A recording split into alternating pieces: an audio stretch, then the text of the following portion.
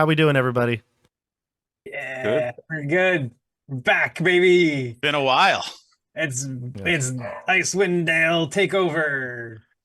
that's The right. Icewind Dale crew's got to represent, all right? Icewind Dale takes over Tabletop Bob. Listen, every other group is going to fail their mission, but we're going to be the ones to succeed. We're the ones we're stopping whatever this is. We're gonna stop Vecna. Yeah, we stopped O'Real. We can stop Vecna. Yeah. Well, well, We one stopped thing a god. What's Vecna? Yeah, what's Vecna? that's true. Not Yeah. a god. Not a god. You actually stopped. It's just so doors much. and staircases that are troublesome. Yeah, those will get us. Doors, staircases, and the occasional Brotherhood Ladder. of Arcane Brotherhood spies. Those are the ones that get you. That's it. I really am happy to have this group back because this was the first real campaign on the channel. Like we had a couple of little things. We had the end of Avernus, and although that was a very special group as well, most of the viewers didn't get to see Avernus. So this is a fun one because we get the first full campaign heroes back on the channel, and this group has been through a lot. Not only when it comes to the actual Icewind Dale campaign, but we've had our reunion one shot where we got Flair back. The group has now been fractured and went into different paths, and of course we had the Vecna Eve of Ruin Rod chapters where Edmund and Rogal went on a quest, and so did Flair and Elias. So we're coming back, and we're going to pick it up very soon. But one of the things I want to bring up here was one very special moment from Icewind Dale that you remember, the actual campaign, not just the reunion, not the reunion, just the actual campaign that sticks out to you still after all these years. For me, I could start. I loved the scene at obviously this is towards the end of the campaign, but when the death of Velen, and of course Dasha out there played Velen so well, but that scene was so horrifying for I think the whole group. And then on top of it, like I said, we had so many really traumatic moments up until that point. That was kind of felt like the last big traumatic. It got dark towards the end. Like Yeah. it was like depressing. It Yeah. was like winter had come. Yeah.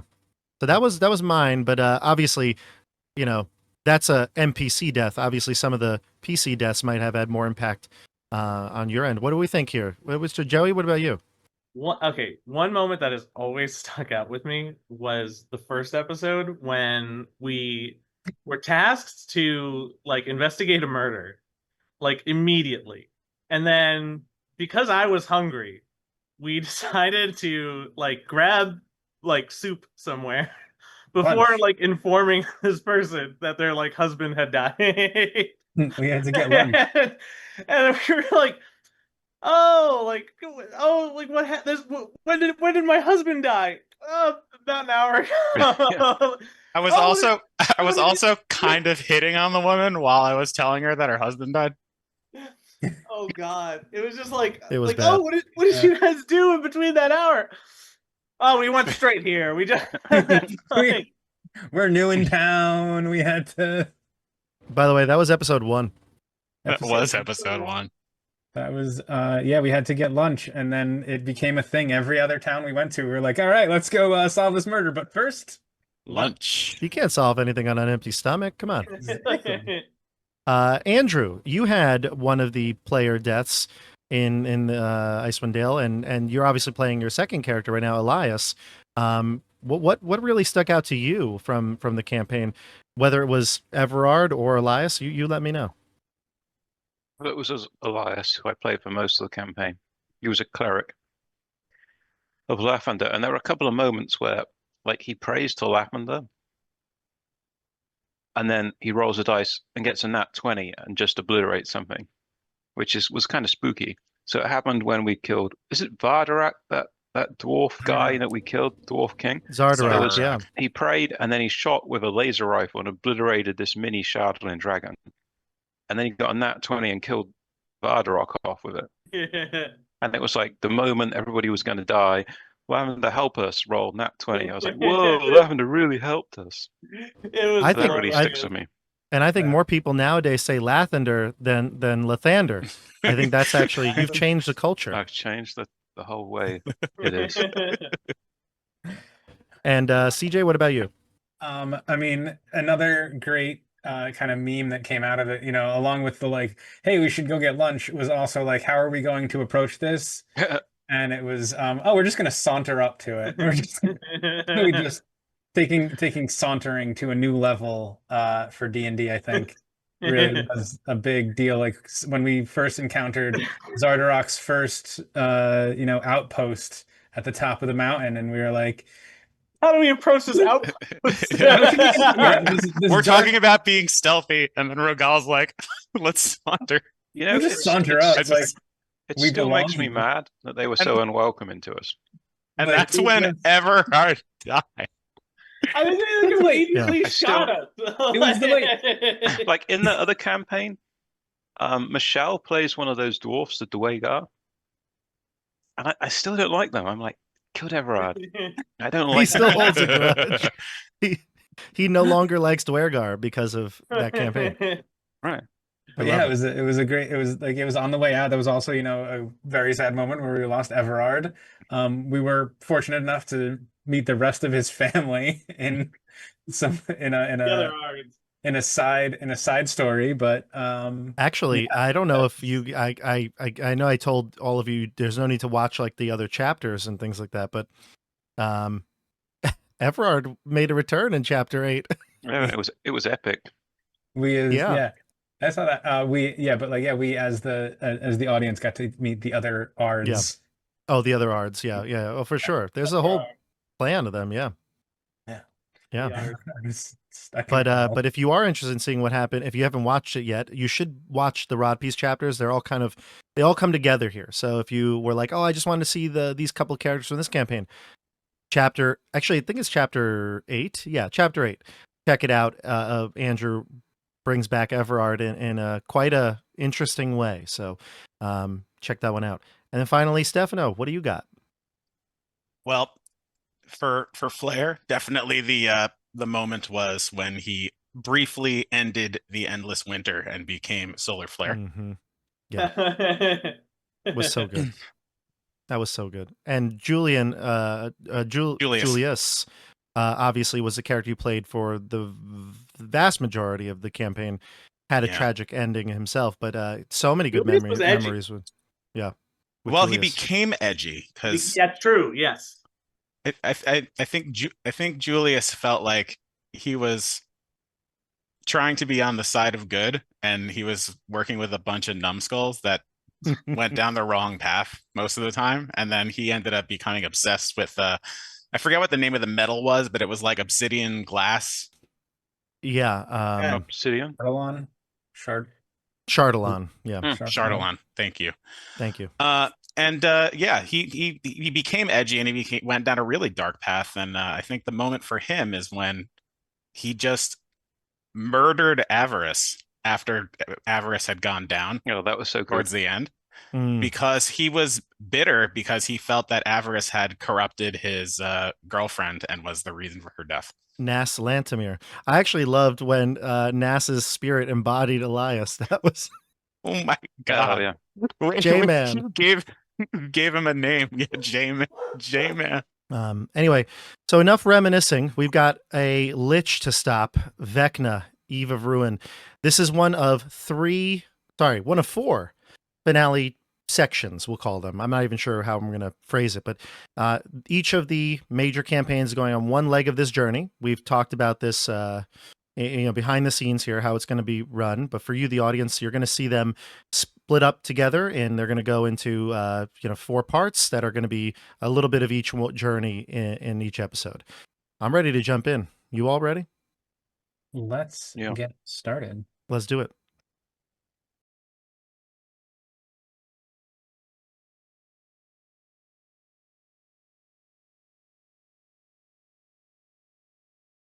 This is our moment. Let's just move quick. Okay. Are we just going to go straight through the front entrance? I mean, there's 4 left, but I think we can take 4. We could even potentially eliminate 2 or 3 of them immediately. Okay. Let us do it. All right, so you descend the cliffs further. You can be as far away as you'd like to. Give me stealth checks. Saunter checks.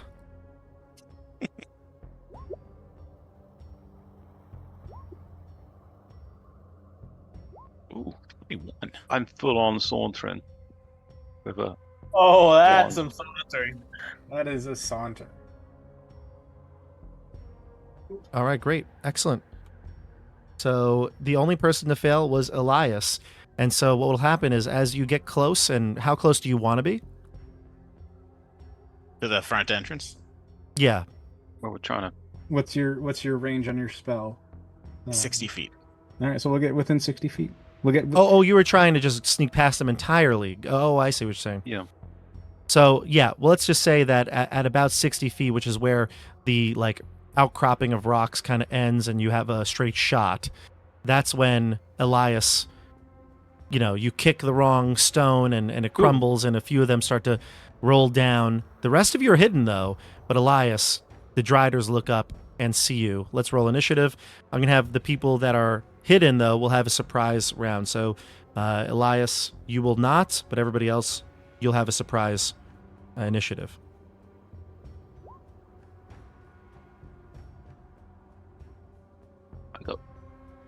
It's rolled twice for some reason. I got 14 now. A 14? Mhm. Okay. I got a 13. 8. All right, 13 for Flair, 8 for Edmund. Joe, What about roll you, Joe? initiative. What? What'd you Oh, get for initiative. initiative? Oh, for initiative? Mhm. Wait, we're rolling. Did we not fail? Yes, we're rolling initiative. No. What happened to rolling initiative? Elias failed at stealth. Everyone saw him, but we're still hidden. Stepped away at the wrong time. But, Whatever happened to passing group checks generally? well, remember, we're doing pure 5e rules for this because we have so many different campaigns that were combined into one. We couldn't have all the different house rules, so... Anyway, let's do it. Rogal, you actually act first, so you were still hidden. So right now it is your turn, and the creatures do not see you, so begin. And it's these 4? We'll say that there are 4 of them, as they are right here, and you are 60 feet away. So we'll say this edge of the board is I think, 30, probably close to it. So we'll just say that could be where you could be in one move. Otherwise, you'd be off the board. Wait, are you saying I could walk up to them in one move, or? No, You can get to where your token is in one move. Technically, we said you'd be like 60 feet away. Oh, okay. I mean, if they spot Elias, I jump out and attack him, right? Okay, but you'd have to. Do you have any ranged attacks or a spell or? I think I do have a bow and arrow.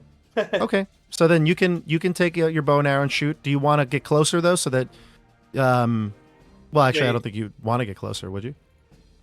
Actually, I don't have a bow and arrow on me. Okay, so then you want to make one move to here. Yes, but I think I can double move and make a bonus attack You have an ability that lets you do that. of a quarterstaff. You can't take a bonus attack as a regular attack. Yeah, only as an offhand weapon if you are using the attack action. As in, But you are going first in the initiative, and I'm actually I'm just gonna sort of run up to them and then channel my divinity. okay, and that's powering up your weapon, right? Yeah, my sacred weapon. So now I add 5 to my attack rolls. Yep. So we'll keep you here because that's where you'd go after one move. But you're in the front, and then we go to Blair and then Edmund. This is the surprise round. Okay. I'm just going to try to get rid of as many of them as possible right now. So I'm Okay. going to do that mass suggestion. I'll cast Okay. it. What's the saving throw? 18 wisdom.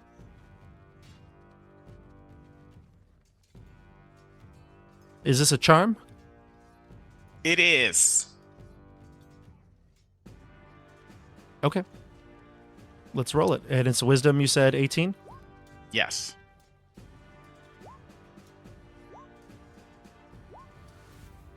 One of them succeeds. Okay. Well, all of them, regardless. Is there like a pathway that leads down past where the front entrance is that everyone started heading towards or something? The front entrance is this way towards the east on this map. The Driders seem to have no problem scaling the cliff. Got it. So, Well, like, then that's the path they took. Yeah. So I'm just trying to get them away. So I would be trying to tell them to go to the east, move towards the east. So what is your command? Just say my command is Cass's forces are about to infiltrate the tower. They're coming from the east. You need to go and destroy them. All right. 3 of them will do it. It was this one that succeeded. There's one, I don't know if you can see it. It's kind of off the board a little there. That one is the closest, and that was the one that failed. These 3 will start to head down towards the battlefield. They'll use their double move. Does it happen on their turn or immediately? It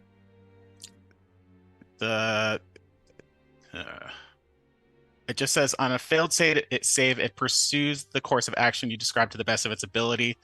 Suggested course of action will continue for the entire duration. It doesn't Okay, so they'll necessarily move on say their when. Yeah, they'll move on their turn. It will be their turn soon, though. So we go to Edmund, and then top of the order, and then we'll go into the normal initiative. Edmund will. Can he tell which of them was the mass suggestion? The Maybe ones give that me were an insight check. Okay, I can do that. Give me 1 second. Insight. If you fail, you have to roll a d4. 15.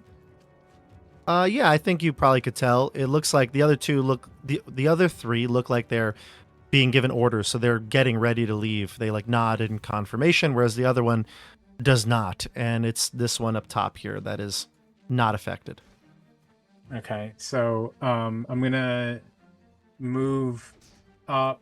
I'm gonna move the my 30 feet. I'm gonna try and dash. I'm gonna dash with my action, and then can I cunning action to hide again? To hide. There's not really a place to hide once you get that close. So Okay. I say that once you're on the map is kind of like it's just the entryway to the tower. So Okay. I don't think there's any places to hide. There But isn't much to hide. yeah. All right, so then I will move up, dash with my cunning action, and then I will attack with my regular action using Dearth and Nildar. Cool.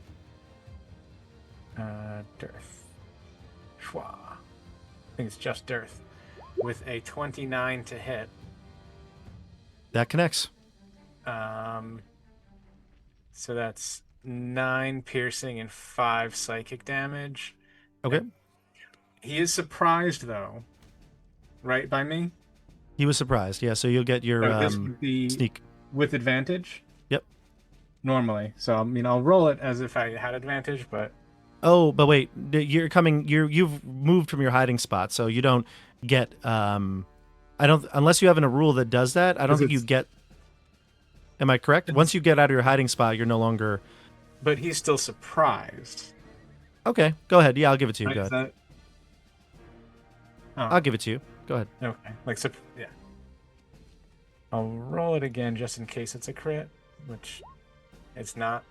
So yeah, 9 piercing, 5 psychic, and then 24 sneak attack since he's surprised, Mm-hmm. and I have advantage. Okay, nice. A huge chunk of damage from this spider, this Drider. Now we go to the top of the order. It'll be Rogal, the Driders, Elias, Blair, Edmund. That's the official order now. Go ahead, Rogal. All right. I think I moved close-ish last round. So can I make a move and then attack? Yeah, you can get to this Drider as well. I'll kind of just shout to Rogal, attack the one Edmund is after. I just sort of I look and I sprint towards Edmund upon Flair's advice, and then I attack, but I don't. Oh, did that add my? Oh, it did. Okay, so 17. That misses. With your bonus, Yeah. Oh wait, hold on. you have a normal attack bonus as well, right?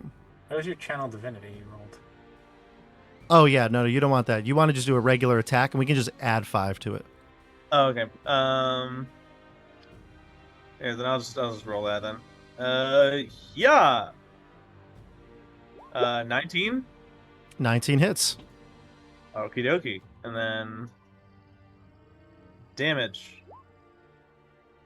Pew pew. 14 damage. Nice, 14. Some of it is like radiant. Yeah, because your channel it makes the weapon like all radiant, I believe, right? I mean, it's think- already a +1 quarterstaff, so it's already magic. But Right, yeah, but the damage becomes radiant. Yeah, it's like a lightsaber essentially.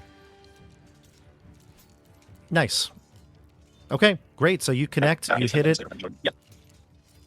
for another. What was the total? 14. Yep. Hey, I'm gonna smite that. I'm gonna smite that. Smite away. Go ahead. Add to it. Ooh! Oh, Oh my god. Yeah. What do I do? I don't. You rolled a crit. What do you mean? Oh, you Wait, rolled do I- another attack. I- You do have multiple attacks, don't you? Yeah, that was my second attack. Oh, Okay, so when you say you were going to smite, I thought you were rolling your smite damage, but you're rolling your hit first, I see. Yeah. Okay. Just so you know, when you want to smite, you just say I smite and add the extra damage. You don't have to roll the hit again. But now's a You better don't time to do it But because I'm doing it on the crit. Yeah. I get that. Of course. For the record. So, right now, the crit should already take into account, like when you roll it, it should already take into account like the doubling of the damage. So, like the first one says, "Oh, I'm confused. 17 What you total damage, 13 total crit damage. So it's gotcha? 30. 30. Gotcha. Yeah. Okay, so 17 and 13, that's 30 damage, and now you need to roll me how many levels of a smite are you using? Are you using whatever level spell you want to use? You get that many d8s. I guess I'll go with a 3rd level spell. Or how Okay. many? How many? Where am I? So you get 2d8 Actually, in I'll go with the. Yeah. third level spell. So you get 2d8 for a first level spell, then it's 1d8 for each one after that. But you critted, so it's really 8d8. Jeez. How do I even get 8d8? Just roll 48 twice. You can go to the No. dice roller and just go like, yeah. So an extra 34 radiant damage. Jesus. Nice. So 64 damage in total. Nice. Oh. Well, this creature is now bloodied. What? This creature's got a lot of hit points. They're big. Well, we go to the Driders themselves. Now, unfortunately, these 3 have to leave because they're following the orders of Flare. Solar Flare. So they're going to leave. They're going to go down along the cliff face. They actually go east, but they're going to wrap around. They go pretty quick. And then, so I'm just going to get them out of the way. The other one is like, "Where are you going? Come back!" And it's going to take out its anger on you guys. Let's see here. You guys or you singular? You guys. Let's see. Guy. You guys. I think it'll probably... Yeah, you know what? I'm going to attack you. Yeah, bring it. All right. Rogal, what's your armor class right now?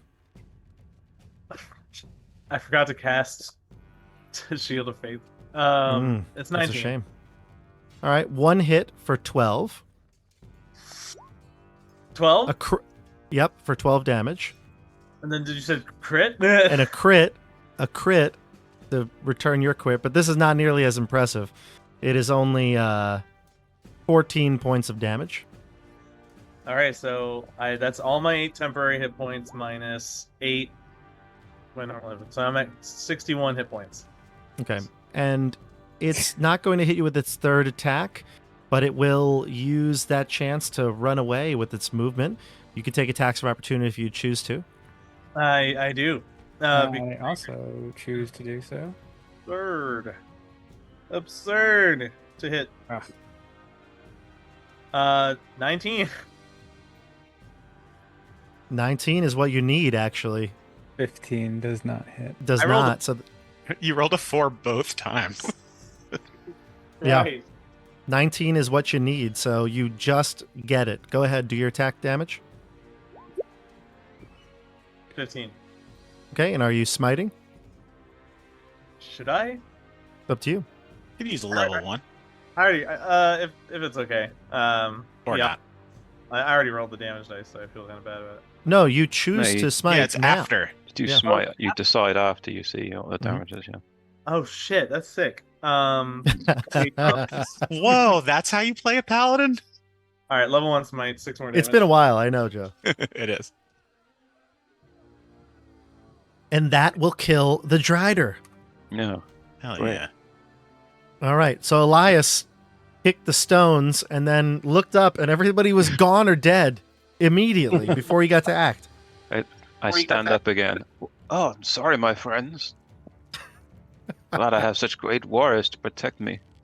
Such right. great friends. Thank you. Aw, it's about family. Aw. All right, Great to be together again. let's get in this tower quick. All right, so you move towards the yeah, you move toward the tower entrance. You're a rogue, Edmund. The door is Yeah, not but locked, actually. In fact, it is open because many creatures just filed out of it. So let me open the door for you all. Inside, you can see that there's a few creatures still within. This wide room ceiling is 15 feet high. The wall it shares with the tower had been pulled away where the tower was, as though the tower were eager to slide over the edge of the cliff. A 15-foot ladder leads up to the tower's actual entrance. 4 enormous cables of webbing, 2 on each side of the entrance, keep the tower anchored into place. The entrance, on the west side of this room, you can see webs extending over a wooden altar and with misshapen candelabras on it. Tiny spiders scuttle over the altar, and a drow man and a wood elf woman stand near it. You also see a bloated Drider lounging around this room. I think that most of you, there's lighting in here, so there is no, what's happening now is your characters are only seeing the lighting, so you can move yourselves in. I'll let you just go in so you can see the room, because I think it's going to be hard for the lighting effect on the token for you to see it. You can move, you just move yourself in to get a view of the place, and you can move yourself back. Okay. So this is the ladder, because again, the actual tower is leaning, right? So this is the ladder to get to the actual entrance of it. And there's spider webs outside of it. You saw we're holding it together. All right. So yeah, that's what you see. The elf here and the elf there. Now they are both aware of things. They knew that there was danger down below, so they're on edge. You can decide how you do this, but you're outside of the Hurricane Tower. You peek in and you see them there, and they're there. They're looking towards the door. Okay. All right, here we are. We're back. It is the ruinous citadel. Long ago, this citadel was created. A little background here that your characters might have known from the Wizards. Basically, the Queen of Chaos, a powerful demon lord, built this ruinous citadel right on the shores of the ruinous sea. And here in this Pandesmos, this sea has been encroaching upon the citadel more and more over time, and it seems like it's right up against it. As you approach, you can actually see a few things that are notable. Number one, it looks like the citadel is very, even though it is in ruins, it has been reinforced. There's no obvious openings or something that would open it up to the air the outside air. The doors are made of large stone, seem like they would be hard to move. And the winds are as loud as they ever are here. It's like kind of like think you're at the beach, right? The winds are always worse by the water, so everything here is it's very hard for you to hear things. Even if you were to talk to each other, whispers you cannot hear them, and even loud discussion may not be heard in the distance because it is so loud. The wind is so loud here. You see a field towards the front of the citadel. It's kind of like sandy beaches, but you can see several bloated spiders with wolf heads moving around back and forth on the black sand near the citadel's entrance. There are, I think in total, there's 9 of them in total. They look very similar to the creature you fought, with some slight differences, each one looking slightly different in its lupine form. How do you approach? One question before answering, just Yeah. were we given context that Vecna's former fortress was in Pandemonium? Yeah, the wizards told you that somewhere in Pandemonium, Vecna is hiding, doing his ritual. We don't know where. The Icewind Dale crew is supposed to be trying to find the general that's protecting Vecna's force, in leading Vecna's force, Gotcha. and get that information.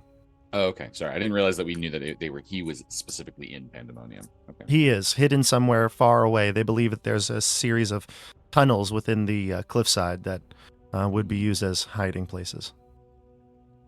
Before we go anywhere, I want to go up to Quentin and ask, I know we're trying to find Cass, and I know you said he wanted to talk to us. What do you think he wanted to talk to us about? I think he wants us to do his dirty work.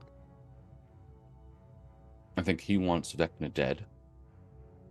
But I don't think that he wants Vecna dead because he doesn't want Vecna to reshape the universe. I think he wants Vecna dead because he wants to reshape the universe. I think he wants to take his place. Supplant him in some way. I see. He is... The one saving grace that I think we have is that I think he is trustworthy in his untrustworthiness.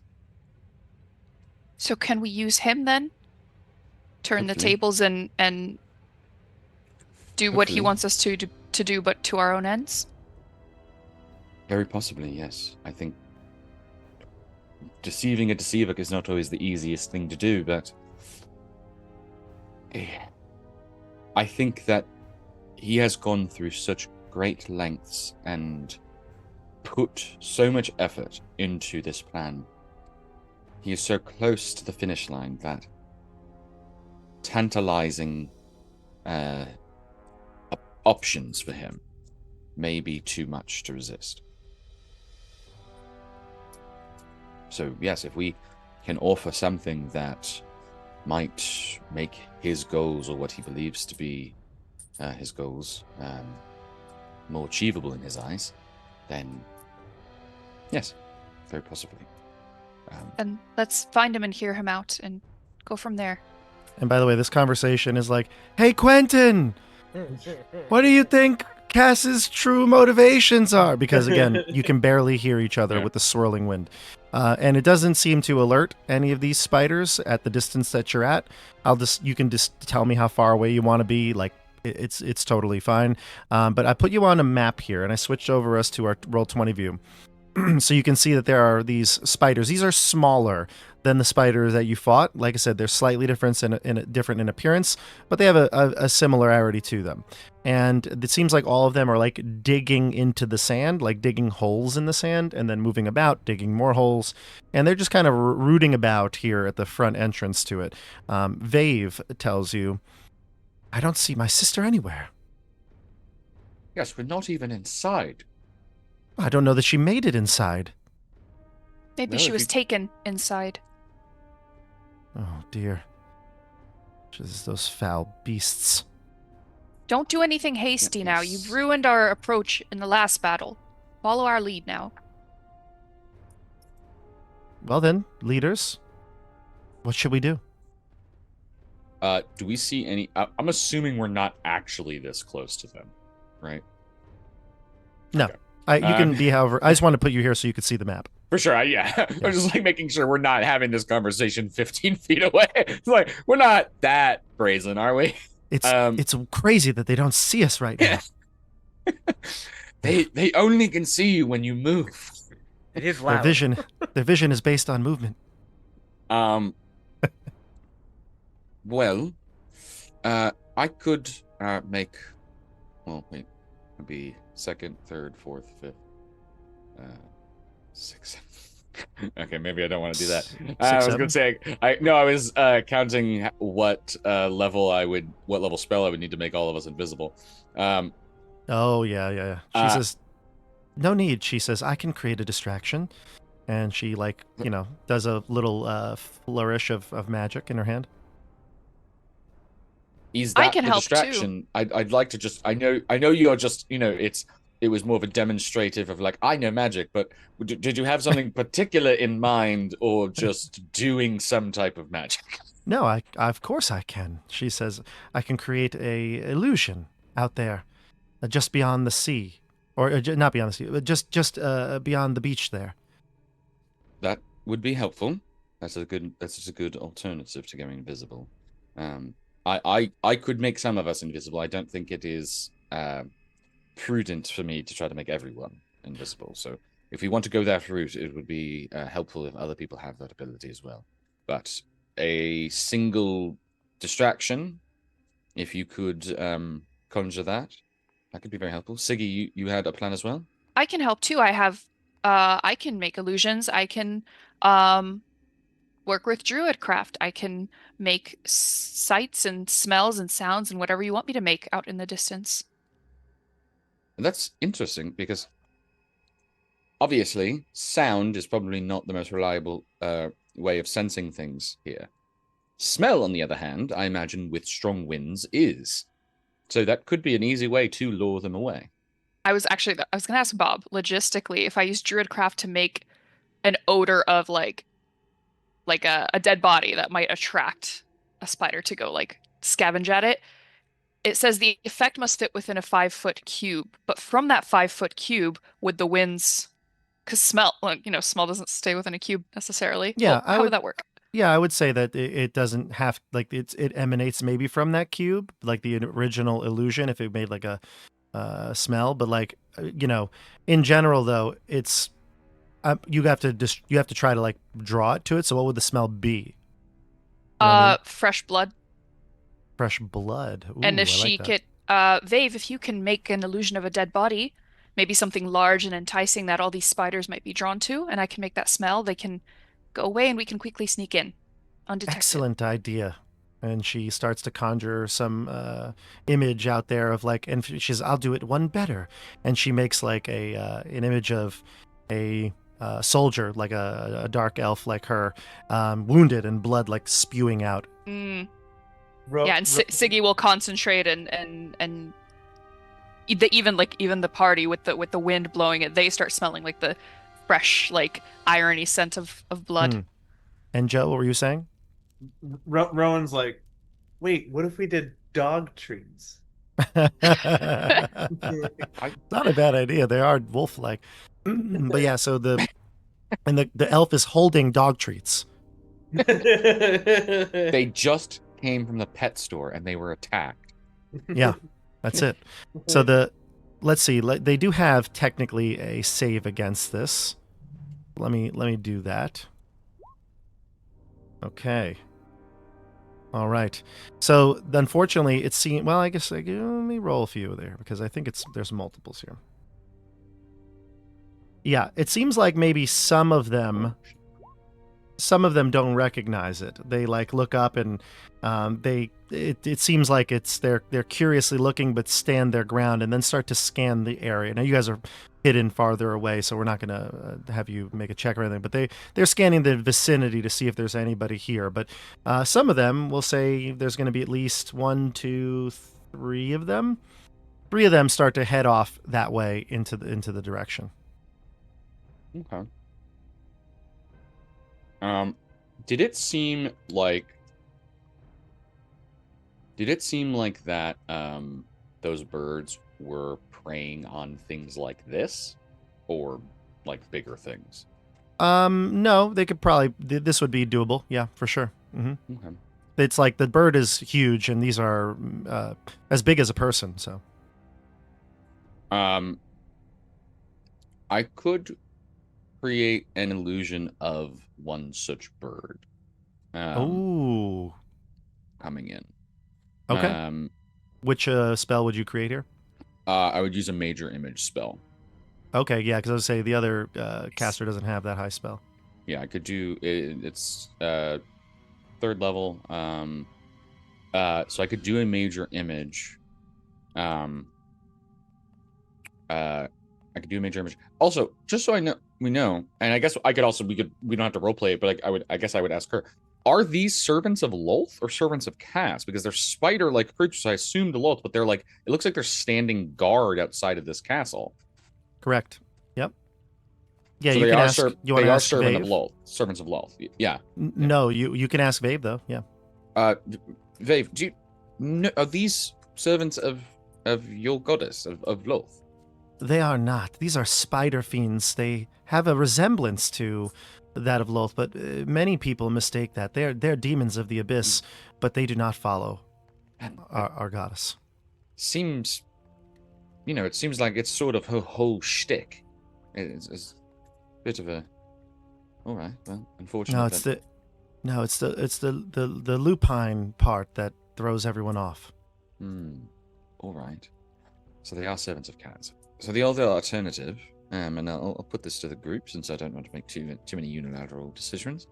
I could create that illusion to try to scare them off. I could also use a sending spell since we know they're telepathic to try to pretend to be Kaz, telling them to go to a certain place. What thoughts? Boomy, you've dealt with these I was gonna say, manner of creatures. What do you think? I like the idea of the. You're a little low, Christian, volume-wise. I'm not sure if it Is that changed. better? Yeah. Better? Yeah. I like the. I would have faced these guys before. In those 10 years down there, would I? These are not Lolth demons. Oh, they're not Lolth demons. Mm-mm. I was leaning towards the prey distraction while swooping in. Is everybody on board with the bird? Mm-hmm. Okay. I'll roll the checks. You cast the spell, Quentin. Here's the checks. There's 6 of them that have not been distracted. And I'll roll for them. It's wisdom, correct? Or intelligence? Technically, there's no save. It says that a creature can use an action to make an investigation check. Oh, okay. Major but image. there's no actual save. Yeah. Gotcha. Okay. So they would just see the thing and like they would see it perfectly, and then if they thought it was not real or something, they could use an investigation. Okay. But these creatures are actually not nearly as bright or attuned as the one you fought on the ridge. So these creatures probably would take a image of this bird swooping down as the truth and start to flee or dig down below into their holes and go much further underground, way further than a bird would be able to pursue them. So I'll take them off the board in the meantime. Perfect. Great. All right. Excellent. I'll expend the spell slot. All right. We should move quickly before they realize that is just an illusion or the other ones come back. Yes, hurry. Vave makes a run for the door. I'll follow her. I want to be one step ahead of her. Yeah, I want. Can I check the door with my mage hand? It's not a race. Yes, it is. Yeah, you can check the door. So let me describe the door to you. The exterior of the door is, like I said, it's all stone. It looks very heavy, though it must be able to be opened. There is no marking or anything inscribed on it. There is a handle on the door, though, for you to open a large knocker handle. I'm gonna cast Mage Hand and try. You don't have the strength to move the door with the Mage Hand. Huh. I might need some help here. Anyone else? Yeah, I'll go over and help. Looks at Boomy and Boppy. Yeah, try to open the door. Okay. You've always been the muscle. Boppy and Boomy go to open the door? Yeah. At the same time or one at a time? I guess I was gonna try first, and if I can't do it, then I have Okay, I great. have Steve's tools. If that- You think actually you sh- haven't... You don't know that it's locked or not. Yeah, it's just too heavy for Siggy, It's too heavy for the mage hand to open. the mage. Because I can only hold 10 pounds. Yeah. Yeah, I didn't want to actually touch it. Does anyone else have mage hand? Rowan. I don't think I do. Wait, do Mage hand won't open it, though. Like if we both did a mage hand. Can No. three Yeah, mage hands? 20 pounds. Does mage hand stack? Mage hand cannot open it. Okay. I don't mind pushing it open because it's loud, so I'm not worried about like This is DM speak for please touch the door. Yeah, I can tell. I'm trying to not do that. Touch the If you fucking did door, that- guys. I mean- mage hands though. Could you lift it? 5 mage hands could not still open this door. Boomy touches the What door. about 12? How many mage hands does it take to open a door? All right, I'll touch it. Okay, you touch it. Wasn't Boomy? I'm, Yeah, I think Boomy is going for I it. forgot. I didn't see I was muted. I've been saying for like I'm just 30 seconds that I push it. Yeah. Okay. So Boomy and Boppy both go to pull open the door. Joey, you go to touch it. So you touch it as they're opening it. And Joey, as you touch it, you see what was an invisible glyph inscribed on the door now reveals itself, and a powerful magic comes over the group. Boomy and Boppy, you need to make a wisdom saving throw. Not so good at those. DM speak for. 27. Mm, Nice. 10. Yeah. So Boppy, you take 28 psychic damage, and Boomy, you Jesus. take half of that. So 14 psychic damage as you open the door and you feel that this glyph is warding creatures away that are not of the correct type. And Boomy, you especially sense this because of your angelic nature. You feel like you are certainly not welcome here. Not the All right, type. I'm gonna drink my potion of major healing because. Okay. What did you say that was? 10d4 plus 20. Yeah. Oh damn! You're taking the supreme. Holy The shit! Supreme. Okay. Well, hold on. your potion. This is the group's Our potion. potion. Oh, I Yeah. thought it was. Never mind. I'm not taking it. I thought we all had Yeah. one. All No, right, no, well, no. I The mean, group gets I'm- one of it. because We all got one of each. well, but- I have maybe a third of my health remaining right now. So Yeah, we Well, that's no, not we should. worth. Oh, we should yeah. definitely heal you then. I think we got one of each group got one of each, or each Correct. person got one. Each Okay. group got one of each. Yeah. okay, so I will not drink that yet. Then. Sorry.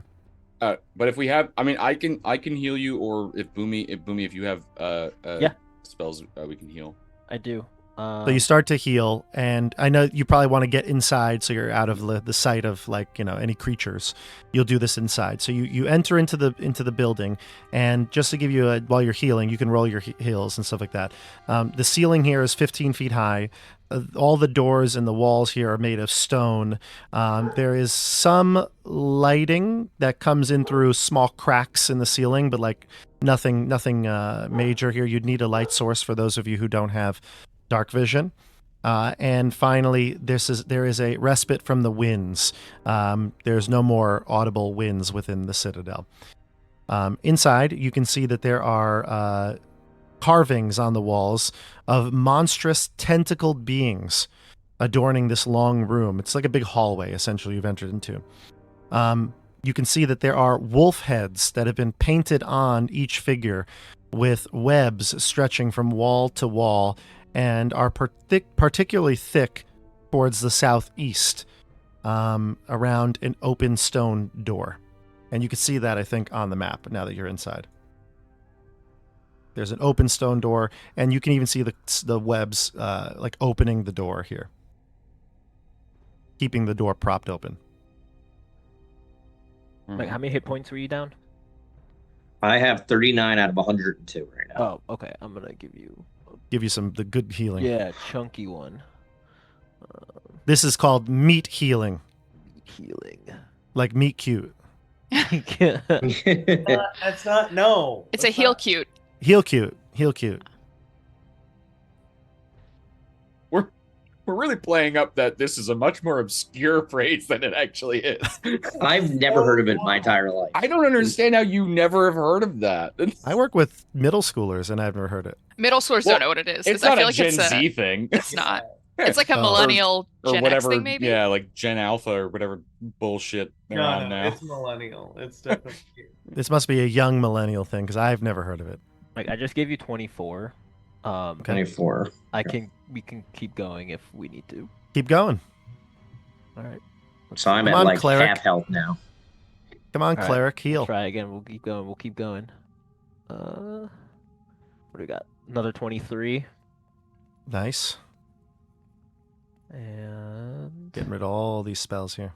I know.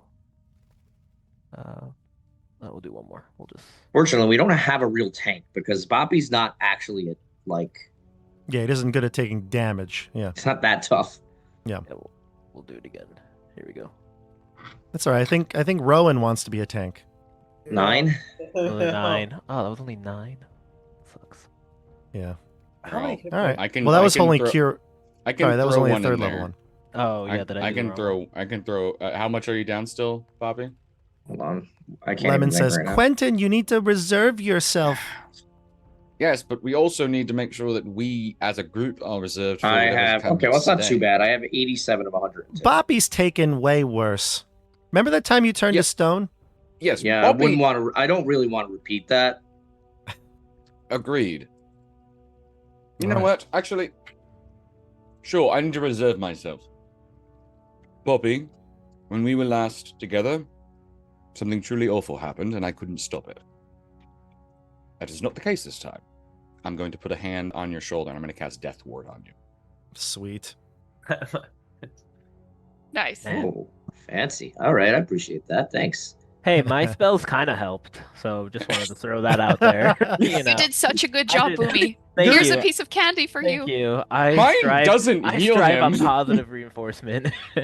Mine does not Oh. heal him. It just makes sure that if he dies, he doesn't die. So it's the contingency to the healing. All right. That's good. That's good. A death ward on Boppy. Boppy some healing. You're inside this chamber now. Like I described, there's plenty of unique things in this room. So tell me what you'd like to do. We can go around the table so that way we can give everybody a chance to interact. While you two are healing and death warding, Rowan and Siggy, what do you do? I think my curiosity might get the best of me, and I might fly up to the door. But I'm not like putting my body into the door. I'm Sure.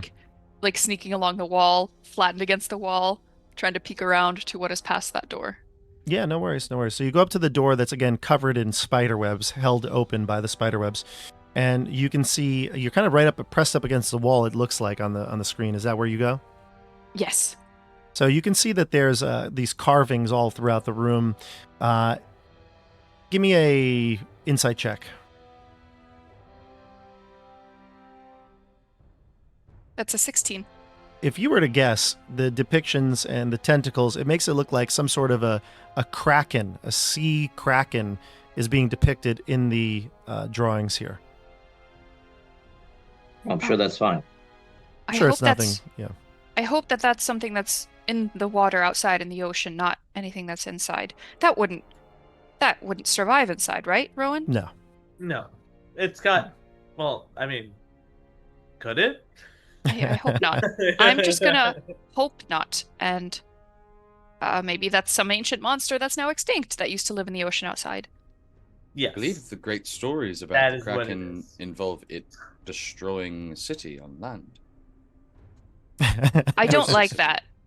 I don't like that either. That's not a very good story, Quentin. They don't like are that story. truly massive creatures. I think that we should be very careful. Though this may also be something of worship. It may not be something foreboding. I hope so. Maybe it's a nice Kraken. Maybe he's just wants a snack and just wants to spend time I with think people who are that's- nice to him. Certainly true. He would definitely like a snack and would like to spend a lot of quality time with people. Okay, so Yeah, I'm people less in worried his now. stomach. Jeez. So the rest of you move in. Rowan, are you checking anything out here? Are you going to the door? I know Siggy went up to it, but not in front of it. After exploding a door, like Rowan is a little bit more cautious. Okay, well, this door is open. Just sort of fluttering by Ziggy and. If you guys want to check for any more traps, you can do that. I am two-handed. I will not see anything. Yes. Yeah, I guess. Also, it's suspicious to have a door with a hidden trap on it that you would have discovered once you opened it, and then see an open door beyond it. I imagine this could be a honeypot. Well, it looks like it's been open for a long time with these spider webs here. I don't see any bears around here. I don't think a honeypot would bother anyone. Oh, come now, Bobby. Joey, did you want to investigate the door, you said? No. Oh, okay. I thought you said you were going to do that. You know what? I take that back. These two might go right into a honeypot. What? No, this was me specifically saying that I would like you to investigate. Okay, I'll investigate the door. Well, the doors are already open. You don't see any glyphs on these doors. It leads to another room here. This room is a little bit bigger. It's a bigger hall. Ceilings are 20 feet high. The walls here are decorated with smeared drawings of wolf heads. So once you get to here, Joey, to inspect the door, you'll see this room. Okay. We also may want to try to move quietly, if we can. Yeah, there's no wind to give you noise cover here, so I will take a stealth check if you want to all make one. And by the way, Joey, there's a door at the end of this hall to the east, and it looks like the path continues further north. Anything that could give Boomy guidance? Disadvantage. No, I was looking to see if I have guidance. Well, I guess Boomy has guidance, but yeah, Boomy, you could give yourself guidance. Yeah, I had an 18 before, but that's what disadvantage, so I'll take it. Damn, very good. Damn, Joey's fine. 27. The lowest I can roll is 23. Nice. Hey, Drow, stay up here with us. I don't really want you all the way 14. back there. Oh, she wants to be first, so she runs up with Rowan and says, I know she's here somewhere. We gotta find her. I hope she didn't find the Kraken. I'm very much encouraging she go first. Sort of have my body strategically interrupt her movements. Just okay. So you want her to be behind you? Yeah. Okay. What did she say her sister's name was? No. Pave. Noxa. Noxa. Mave and Pave Glaive. and Vave and Glaive. Laser and taser. Laser. Blazer. Her token has a red border on it, which sort of means she's not really. That does not. That's just the NPC token. I think that's actually just the generic art for a priestess, a drow priestess. All right, so don't give him cover. Who's leading here? Joey, do you want to be the one in the front?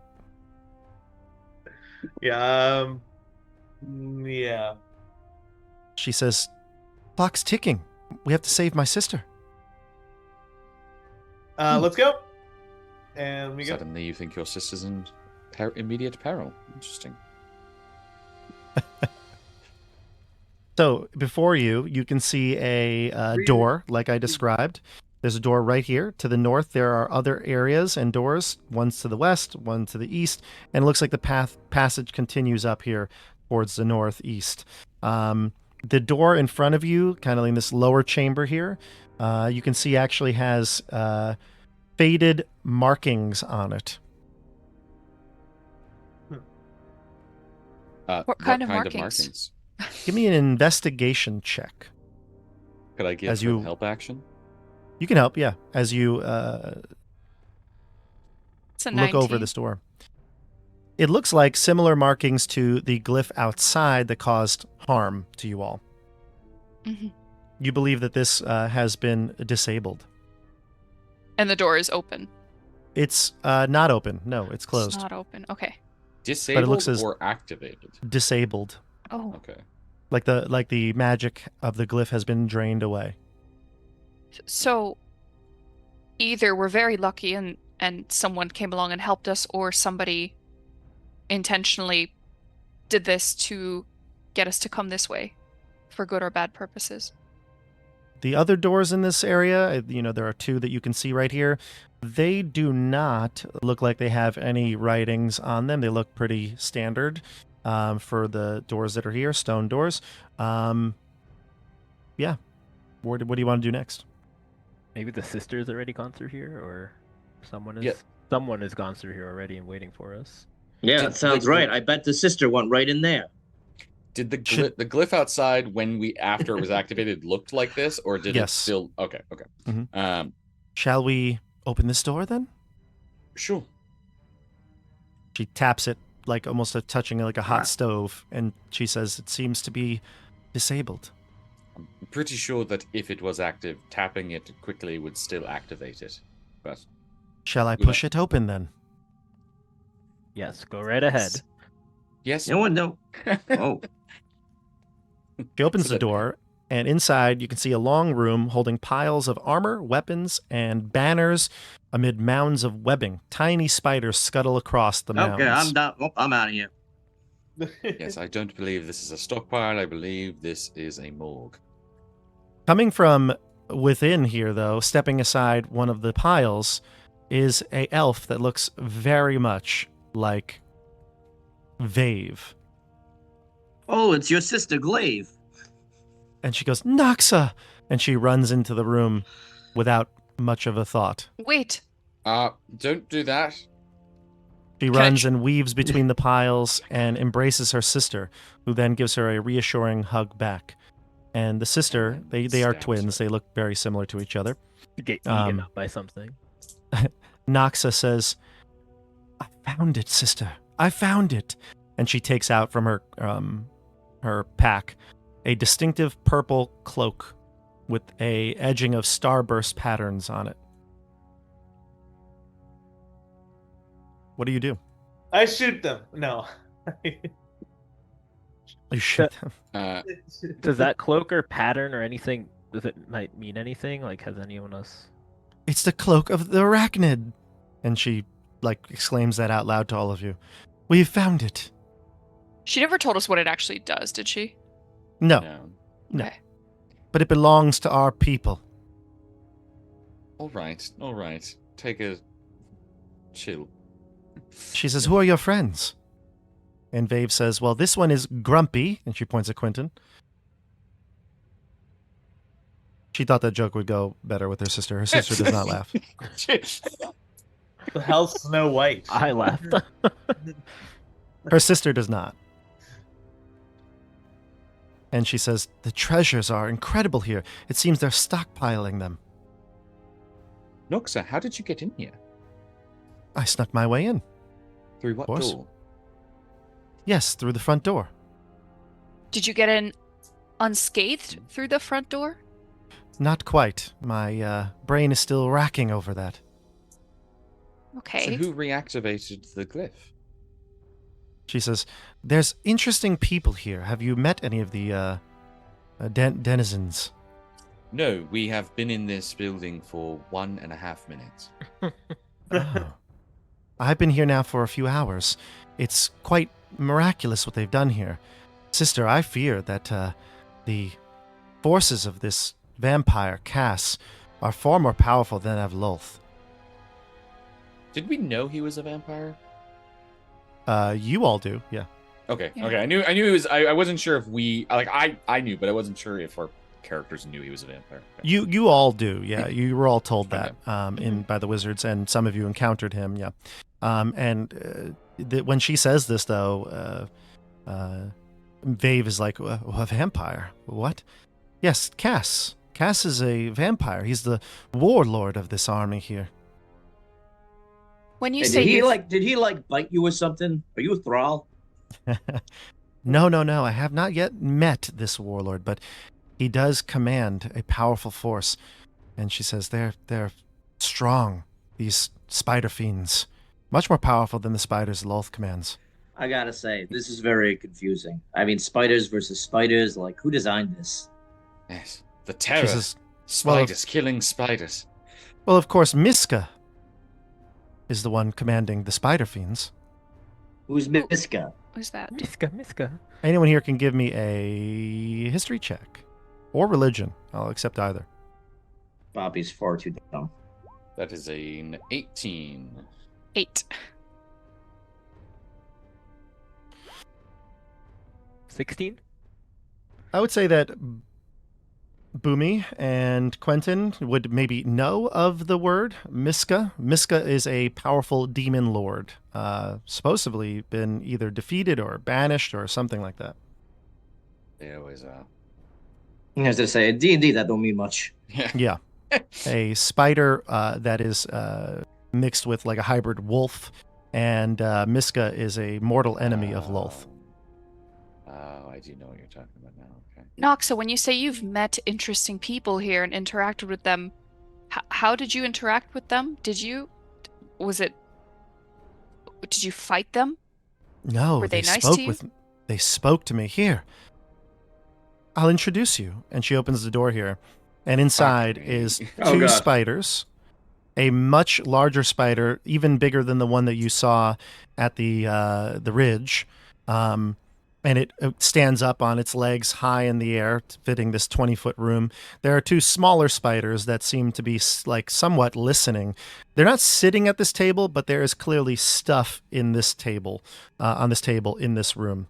The north wall of this chamber has 3-dimensional map of the cliff that shows the tower above and the citadel below. Glowing dots are scattered across the map.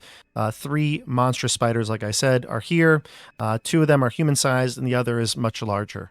They're kind of like squat at the table. Are these spiders Um, going to hurt us and try to kill us like the other ones outside?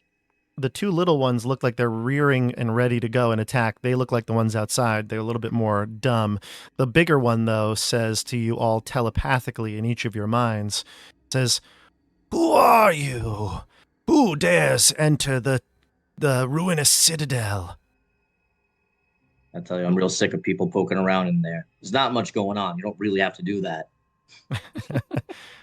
I am Jalazanx, servant of Miska. Well, we have just come here with our good friend, Noxa, who apparently you all are acquainted. She was saying that we should get on famously if we were to talk. Yes, this is my sister, Vave. I spoke to you about her. I think she will come to see the light. Oh, God. I told you. The Well- vampire bit her. You got bit by a vampire. No, not bit. Not bit. Just I see the true purpose. Just drained entirely of my Jeez. blood. Drank the Kool-Aid planted in here. the ground.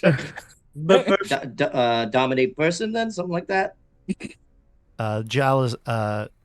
His name is so hard to pronounce. There's so many. It's Jallizanx. Jalazanx. Jalazanx says telepathically, of course, in common.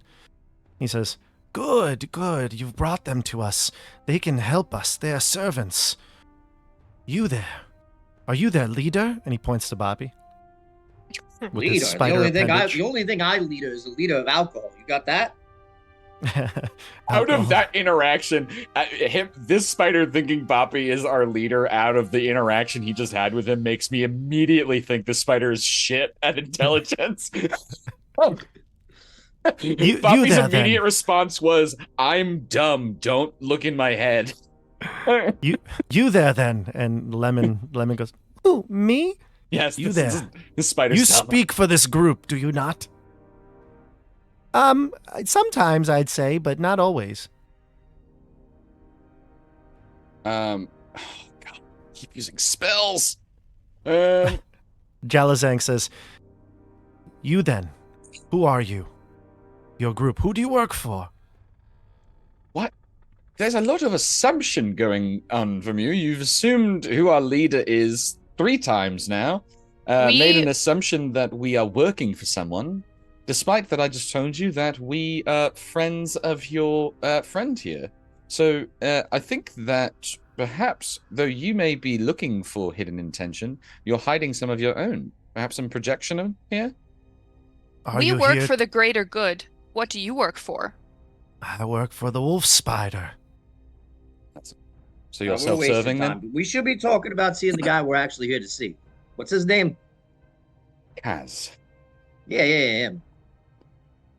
Allow me to make some introductions then. And it'll slowly, all of its 8 legs kind of methodically creeping over everybody. It's kind of disturbing how it does so, but it gets through everybody easily and brings you to the door to the north here. It knows that everything it says sounds like it's about to kill one of us, right? Like, it knows, like, it's... Noxa says, "You'll get used to it."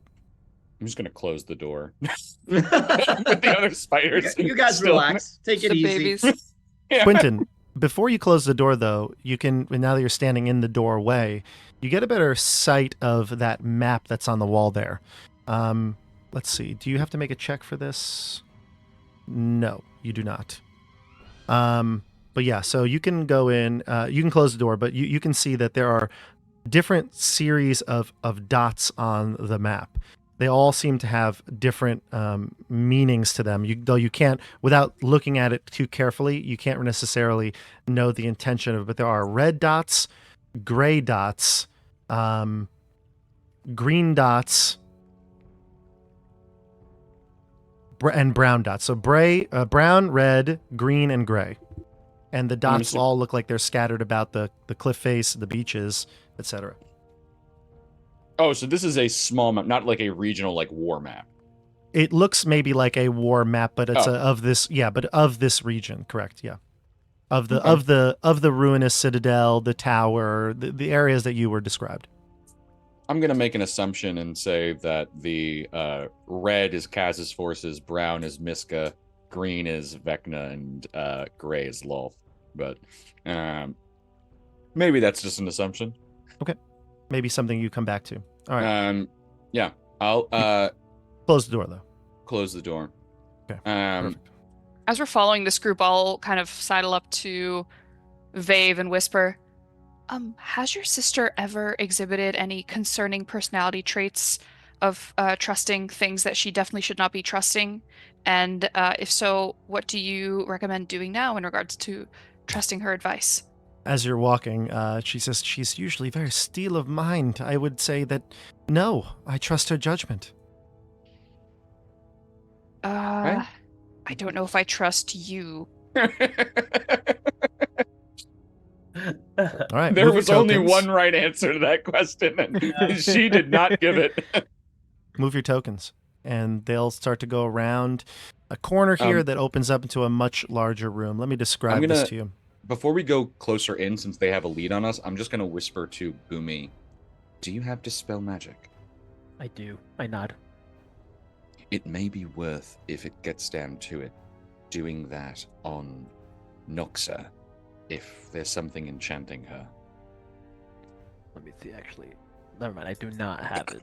I have Detect Magic, I'm sorry. I looked at it real That quickly. actually could be useful here too, because that could tell us if she is being dominated. Yeah. Let me do that. You want to cast Detect Magic?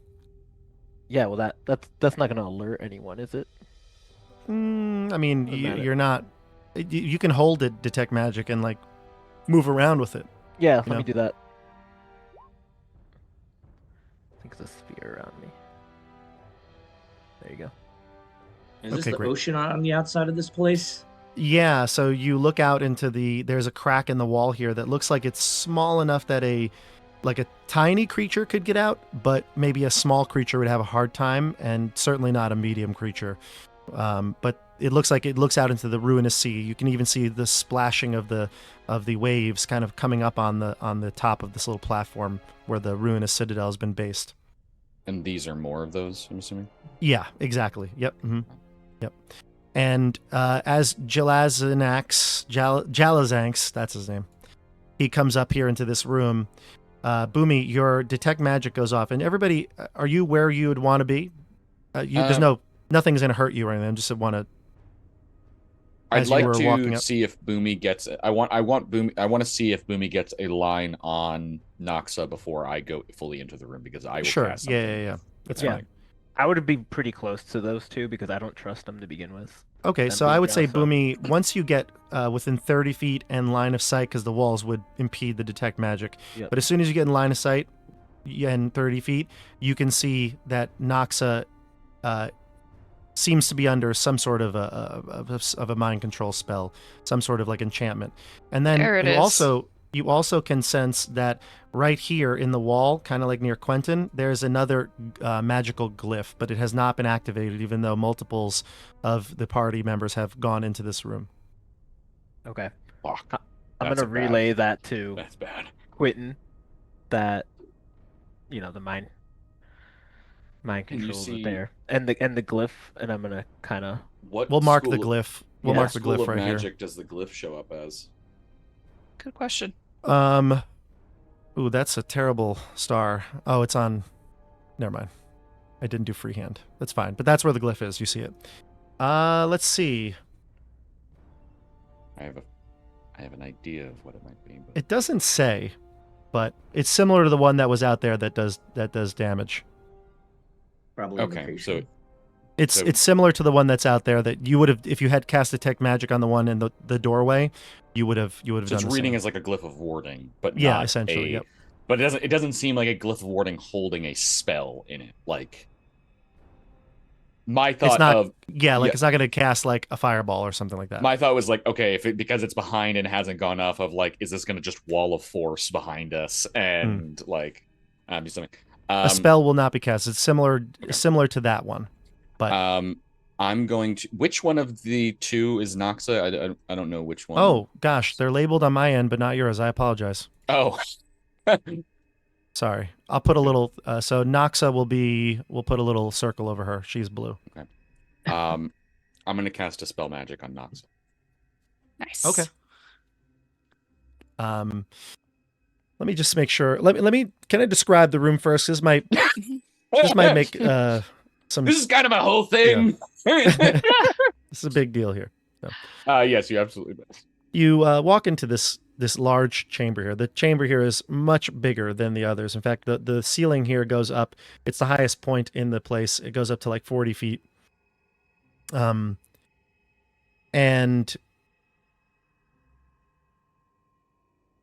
the walls and the ceiling here are crumbling. Like I described, there's some holes, some openings in it that would be enough for a tiny character like Lemon to easily get through, whereas small creatures would have a hard time. Larger creatures, medium or larger, would not be able to.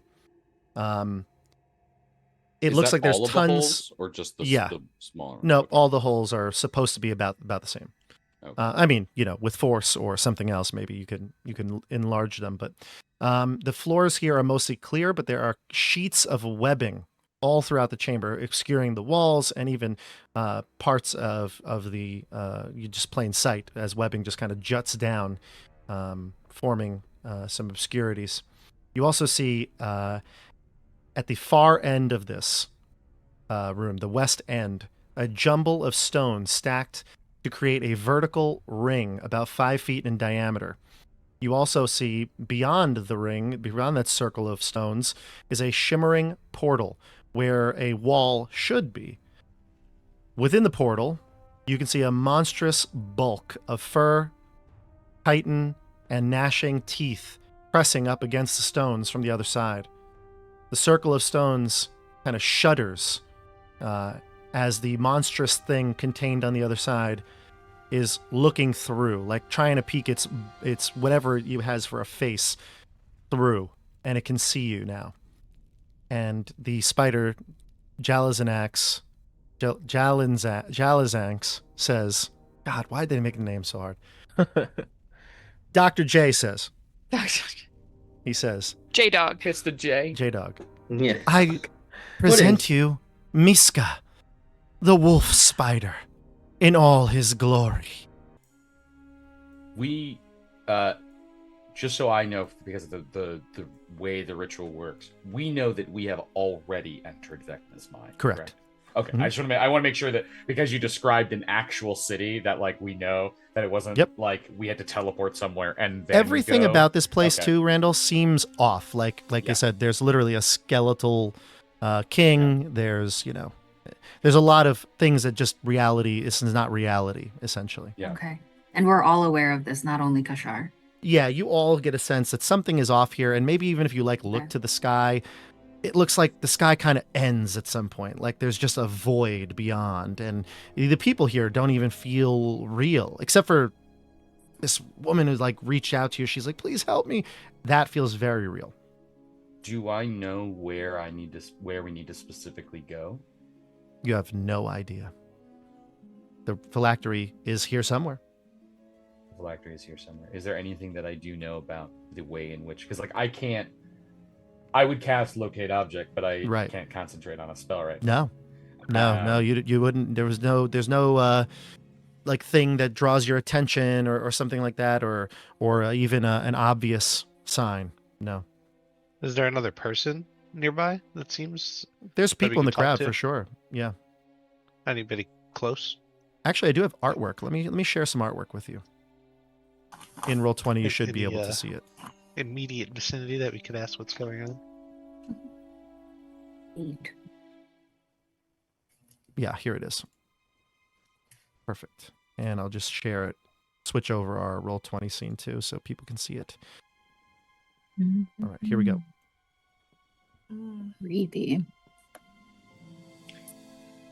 And so this woman is like, please help me.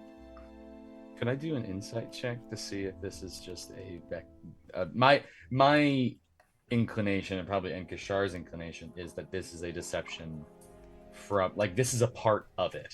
This is having someone scream for help so that the people in the building next door can line up their shots. Yeah, you can make an insight check. I think it's fair here to discern the intention. Also, yeah, go ahead. What'd you roll? Natural 1. Oh boy. Oh, She no. is Vecna. I smite her. We murder her immediately. Remember what I said about that bear? I was lying. You'll see an older woman in the crowd. Dobby, you said that you wanted to like ask, right? Yeah. You'll see like an older woman. She's got like graying hair. It's kind of curly. She wears a little cloak covering most of her head, and she looks over and says, oh, Lord his name is so annoying. Lord Never Ember. Of course, that's the Lord of Neverwinter. And actually, Dobby and Bear, you remember he hired you, actually, Lord Never Ember, to seek and find the missing people that were gone. That's what kind of started this whole adventure. Lord Never Ember needs another sacrifice. 4 more citizens. She's real bad about this. She's like, I don't know what they'll do. They can't get out of this. Has to be done. So we could say Lord Never Ember. Oh, is this a favor then? Yes. Perhaps. But I don't see it. You say, what do you say to the woman? Where is Lord Never Ember? He looks up. He's right there. He's presiding over the entire thing. He points to the armored figure that's wearing the symbol of Vecna on its golden crown. The skeletal-looking guy? Mm-hmm. Up top, yeah. You see the crown in the picture? Yeah. Yeah. And you know Lord Never Ember. I mean, he doesn't look like him per se, but like it clearly is the kingly figure.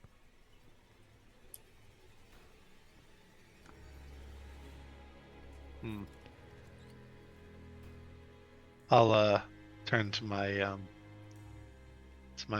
fellow adventurers and quickly let them know our relationship with Lord Never Ember. But I'm not sure if this is a time to make ourselves known.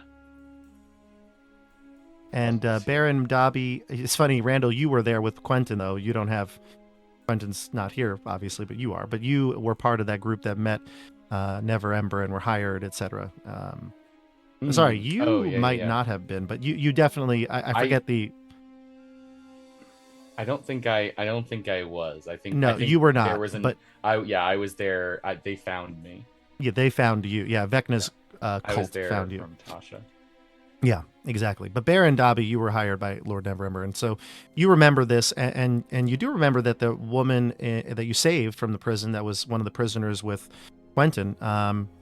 She told you that Lord Never Ember, her secret that they were trying to get from her, was that he is not the rightful king. of Neverwinter.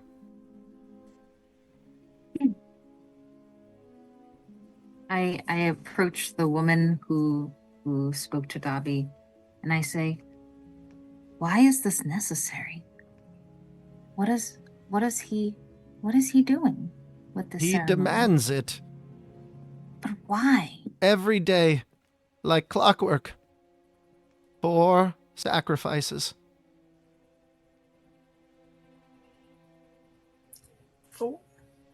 4. And there are 4 gallows here as well. This is just one in the picture, but there's 4. Would I maybe understand that to be the sacrifices that a lich would need to maintain their physical body? No, I don't believe so. Randall, your voice is lower now. I don't know if it's just because you is had it? your hand or... Yeah. Oh. Let me see why. We had this conversation where your mic is lower sometimes, it like lowers, or no? Is that somebody else? It was Nope, you? that's Okay. me. It sometimes randomly lowers itself. Yes, we did have a conversation. Okay, so that's what she says. Every day, like clockwork. It's just random on who he picks? Unless someone offers themselves, he selects someone from the crowd. Oh. Baron Dobby, was he this bad when you met him? He was definitely not sacrificing 4 people a day when we encountered him. Okay. I definitely wouldn't have wanted to work with someone who was just murdering people for fun. Okay. Well, that's good. Because I really did think that for a minute. This is not the real Neverember. This is a construct of Vecna's mind. Do you say this in earshot of the woman? Or are you whispering it to just your friends? No, I would be whispering. I'm speaking a little louder to try to make sure my mic. Okay, yeah. So what do we do? Well, I guess what does my Nat 1 insight tell me? Yeah, you're not sure what to make of this. You don't believe that the phylactery, the number has anything to do with the phylactery, but Okay. She says, I will volunteer for the child, the woman next to Dobby, the older lady. I can't see this happen. And she steps forward and the crowd parts, almost like, like the crowd, like everyone steps one step and they make a huge wide aisle. And she starts to walk slowly towards the noose. Do we know? I don't know the secret that was shared. No, with you them don't. No. From, do I know the significance of secrets? You do. You know that Vecna thrives off of them. Mm-hmm. And he's gathered them. His cult has been gathering secrets, yes. Would I think that that like the dispersal of that, like the sharing of that knowledge could have an effect on a construct like this? It might. I don't think I think your knowledge of Vecna and the magic would probably tell you, without even a check, that certainly Vecna benefits from secrets. So, I would say, Lord Neverember, both of you. Well, do you know anything that is secret about him? Yes, I do.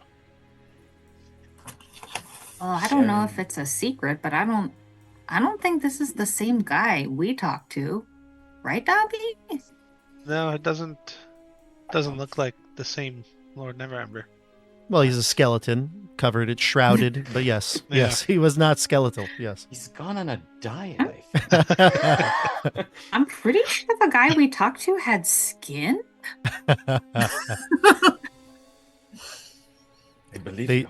They situate the woman on the old lady on the gallows. They place the noose around her neck. Now her and 2 other women and a guy are there, and they're crying. Their loved ones are reaching out to them, and the guards kind of push everybody back. And Lord Neverember is getting ready to raise his hand in command to drop them. If you share that secret, perhaps it will remove the power that it has. This is a construct of what Vecna wants the world to be. By share, do you mean just yell it out? Unless you have a way to make it so that you are not the one apparently saying it. If you can throw your voice, sure. But Oh, wait a minute. the secret loses all of its power once it is out in the open.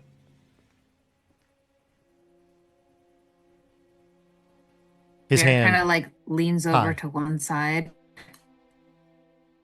and he kind of goes like this. He's like, "Hey, I have, that's not the guy."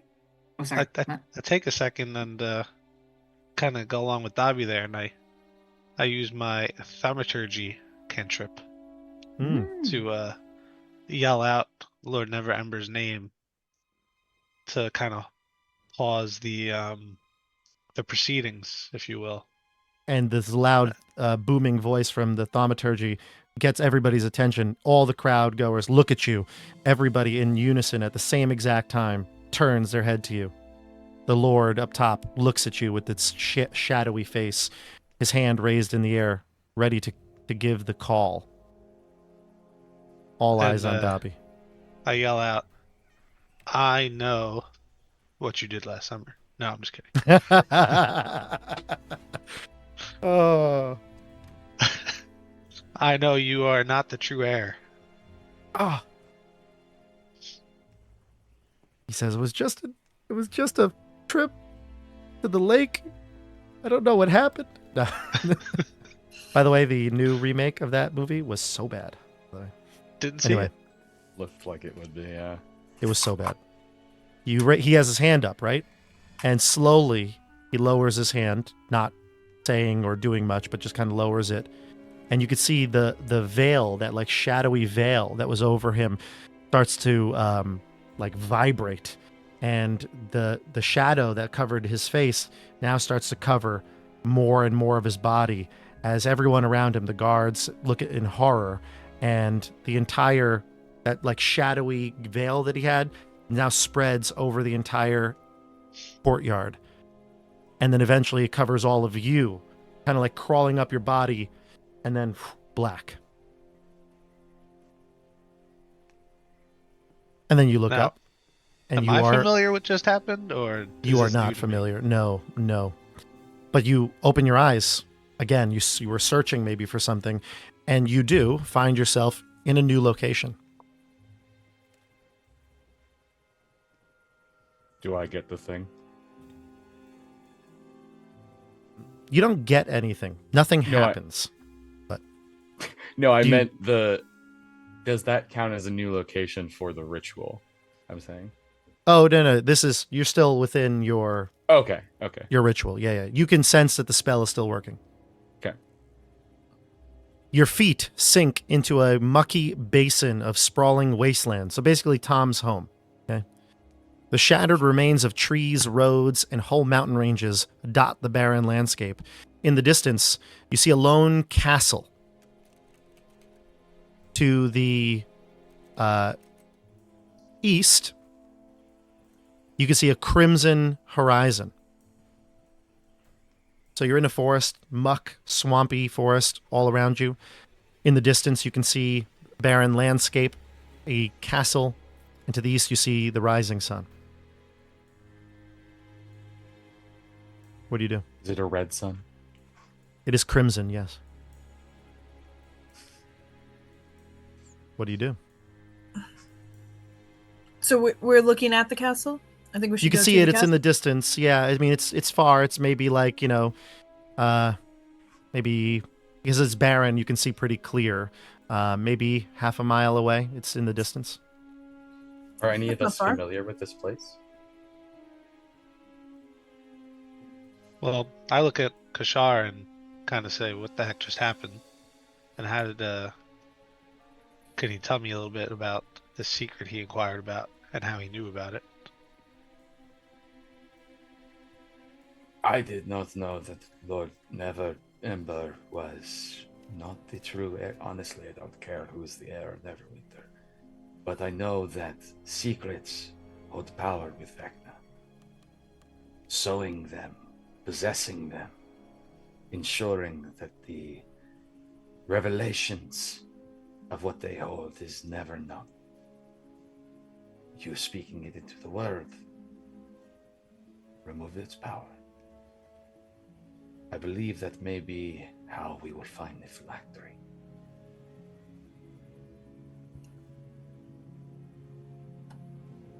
Interesting. Unfortunately, So I do not know many speaking the truth secrets. removes its power. Yes. What power does a secret hold if it is no longer a secret?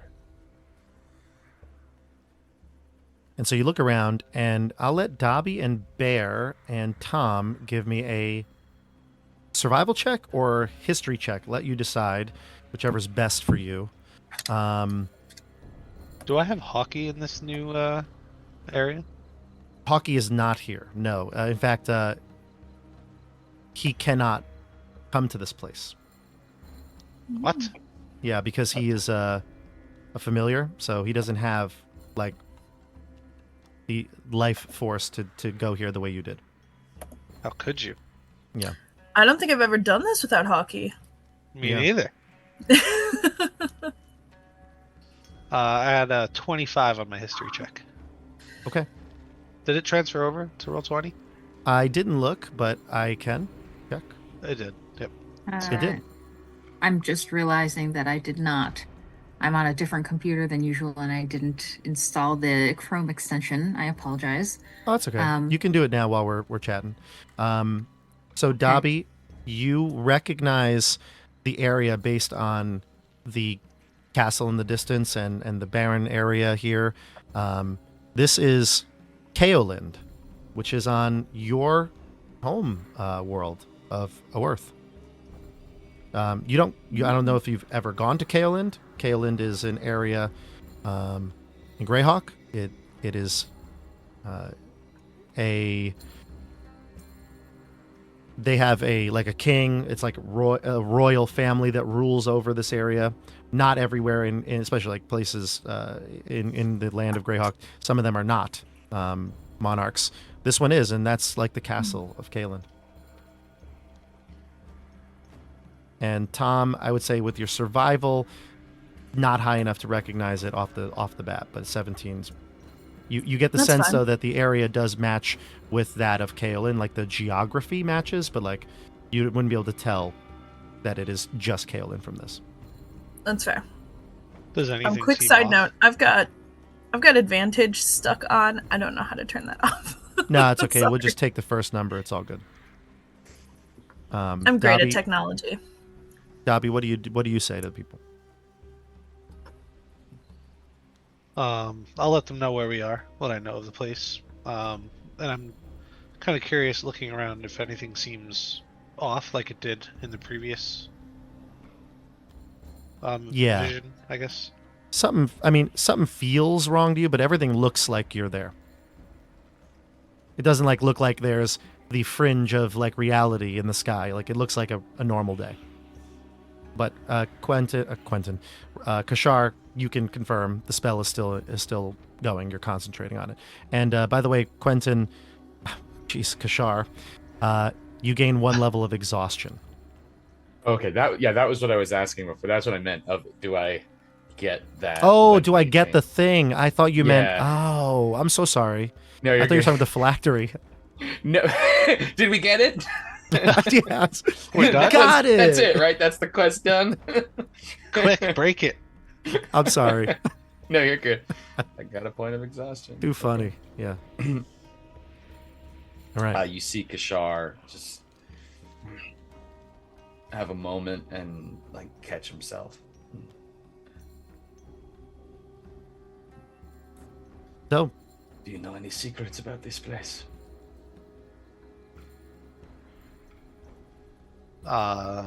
Do I know any secrets? none that you could think of. Yeah. No. And nothing seems off. Nothing that can point us in the right direction to investigate. That kind of differs from my memory of it.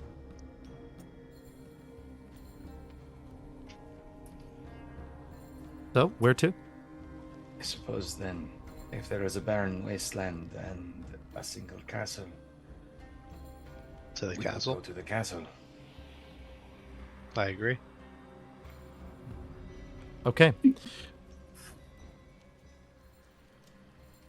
Let's go. You start to head towards the castle, and Tom, you rolled a 17, so you're able to guide everybody that way.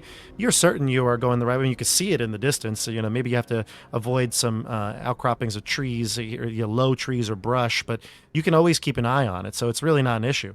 But you walk, and you walk, and you walk, and the castle still seems like it is the exact same distance away. You walk for maybe 10 minutes, and you don't seem to gain any ground, so very quickly you realize you're not getting there. Didn't something like that happen to me? Probably. Dobby's been through a Previously? lot. Yeah. It was some kind of maybe a fog, and Oh, yeah. No matter. Barovia. Yeah. kept walking and walking and didn't get anywhere. Yeah. Can I call that out as the secret? What do you say? of this Yeah, so what place? do you say? What do you say? I don't know how to word it. Damn you, Fog! This shit is fucked up. Is that a I'm secret? tired. Is there fog? There's no fog. It's a clear day. The sun is rising. Everyone just starts yelling things. Maybe one of the things you say is a secret. Wait, the sun is rising? Has the sun moved at all? The sun is... I mean, I guess... The sun is just over the... It's like, it's dawned already. It hasn't moved, no. It's there, though. Not that we would notice it would move in like 10 minutes, but shouldn't that sun be like a little bit higher? Mm-hmm. Are we able to see where the sunlight touches the ground? Like, presumably the sunlight is not on us yet, but can we see where it hits the ground? No, I'd say it's lit. It's morning. It's beyond the dawn. So it's light. Okay. It's just light everywhere, but you see the sun has just risen over the horizon. Yeah, there's light everywhere. I guess I'll yell out again loudly that we are in an illusion. I choose to disbelieve. Do I have a coin that I could spin to see if we're It's a dream within a see if we're dream, Bobby. trapped? Just in case, I'll just cast Detect Magic, focusing on the illusion. Is detect magic? Or I'm sorry, not Detect Magic, Dispel Magic. It'd be funny if I just immediately fucked up our chances. Immediately, I was like, "Oh, I'm not sure. Let me cast the first level concentration spell. Maybe I'll Hunter's Mark the illusion." You do not have a target, I believe, for this. Well, I would be targeting if I'm once he says it's an illusion. Essentially, I'm targeting that as the magical effect. Yeah, because you can target a creature, object, or magical effect. Yeah, this doesn't seem to have to allow for the spell to be cast like that. Okay. Yeah. Does it feel like it failed, or does it feel like it was something that you weren't even able to cast it? Right. Okay. Gotcha. Can I cast a firebolt at a tree, Sure. see if it burns? It does. You hit the nearest dry, small tree. It looks like it's even dried. Maybe it was already caught on fire, and you blast it, and it sparks up right away. It'll fade out quickly because, like I said, there's not much to it, but the brush does catch. You know what else is in this place? We know which way is east. Perhaps if we go in the proper direction, we could find what we're looking for. We know the castle is over there. The sun is there. Do you know anything about the place that could help us with that? Dobby knows a lot about the history here, but without any sort of sense of where he is, he probably doesn't know that there would be anything that relates to Vecna. Man, this reminds me of one time when I was just like walking, and I don't know if I was like 100% sober, but like I kept seeing things and I was just walking and walking, but I never really got there. Guys, do we even know if this castle is real? I'm tired, my feet hurt. Is that even a real castle? Are we just imagining it? Oh, Well, is it real? nothing here is technically real Oh, that's in true. that sense. Maybe are the in- castle's just there to distract us. Maybe Perhaps we'll try a different direction. Yeah. we could Let's- walk towards the sun. And the sun's in the same direction as the castle? Sun's east. The Castle castle Oh. would be west, like, right? yeah, we'll say west. Yeah. hmm Okay. So, So yeah, back the way we came. let's head east, I guess. Okay. So you start walking towards the sun, and as you do, you kind of keep an eye on the castle. I mean, I'm sure you're all like just weirded out by this entire place, but as you start walking, you notice that the castle and the sun, which were opposite each other, as you're walking towards the sun, the castle starts to move, and in the distance, it's now to the north, and then eventually, the sun creates a nice little silhouette around the castle as you arrive. Everybody, give me an insight check. So we were in mirrors, kind of. You don't think that. I wouldn't say that's the gist that you get. Insight. You said insight. Oh, I am not very smart. I got a 14. Oh, 14? Yeah, 19. A 10. Okay, great. It looks like, Tom, you would get the sense that, and you've met Cass the vampire, that for some reason you think of vampires. It like comes to you. You're like, vampires hate the sun. And going towards the sun helped this group in some way. It's strange, but that association just came to your mind.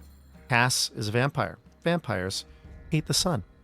It's a fleeting thought. And that's it. You get to the castle, and you see before you, it's kind of in shambles. This castle, it's not resplendent like it was in Kaolind when you remember it. If you, Dobby, you rolled a high history check. I'm not sure if you've ever been to the castle of Kaolind, but it doesn't look necessarily like it would, or maybe in drawings you've seen or portrait paintings or something. But you can see that there is, like I said, this once impressive castle has been reduced to mostly rubble. You can see ahead of a ruined stone wall that's like leads into a courtyard, two hulking bipedal creatures covered in spikes and smeared with blood stalk this castle's inner bailey. And when you get close enough, you can see them. They don't seem to spot you, but almost like as if, you're now there in front of the bailey. You can see the the creatures have bodies on top of them. So there's like spikes coming out of them. They're huge creatures, and they have bodies like stuck to their spikes. Corpses. I'm going to roll two different rolls here, as there are two different groups coming on in to meet you all. The first group we've got are followers of Lulth, and the second are followers of Cass, it would appear. So, to the north, kind of coming from the area of the Hurricane Tower, are some Driders, as you can see here. I think there's no lighting here. You can see clearly, right? Mm-hmm. Yeah. So there's Driders, and they take up positions behind the rocks and the big boulders scattering the battlefield. You have Barlguras, and you've got one Glabrezu up in the northern corner coming in, and they spend their turn really getting here. So I'm going to give everyone here one turn before they actually act. This is their turn getting to the battlefield. You've got one more Glabrezu down here to the south. But further south, to the southwest of the corner, you actually can see a whole slew of spider fiends. You've got one larger spider fiend and a whole bunch of smaller ones. Many of these creatures are injured from the blast that CJ Runar had done. So you feel like even the demons up here, everyone here looks like they are at the very least bloodied. Okay, so we're gonna start the battle. Roviel, it's to you. Okay. I'm trying to zoom out and see who the closer threat is. Feels like the guys to the north are probably a little bit more of a threat. And just gonna do some measuring. And while you're doing measuring, Yep. I will say these, not to promote it too much, but this map, and you may see some other ones in this finale, they'll all be up on Patreon in the map tier when you get it. So they'll be up there probably by the time this airs. Okay, so I think where my, do you see where I'm measuring? Can you see that? Yeah. I'm within 10 feet of these three. I'm going to use volley to make a ranged attack against those three creatures within that point. Go for it. I have ammo for each target, and I do have to make a separate attack roll for each target. Okay, and that counts as one attack or your total attack? That is my total attack. I looked it up. This was a question earlier, but I cannot multi-attack because that's only for a single attack. Gotcha. Okay. But I get 3 creatures out of the way this way. Yeah. I'm also gonna. Does one of these look more powerful than the others? Well, I would say that all of you have probably faced creatures like demons before. You know that some of the demons are, rather menacing. Like the Glabrezu is probably more powerful than the Balguras. The ape-like creatures are less powerful than these ones. The Driders are probably the least, tough.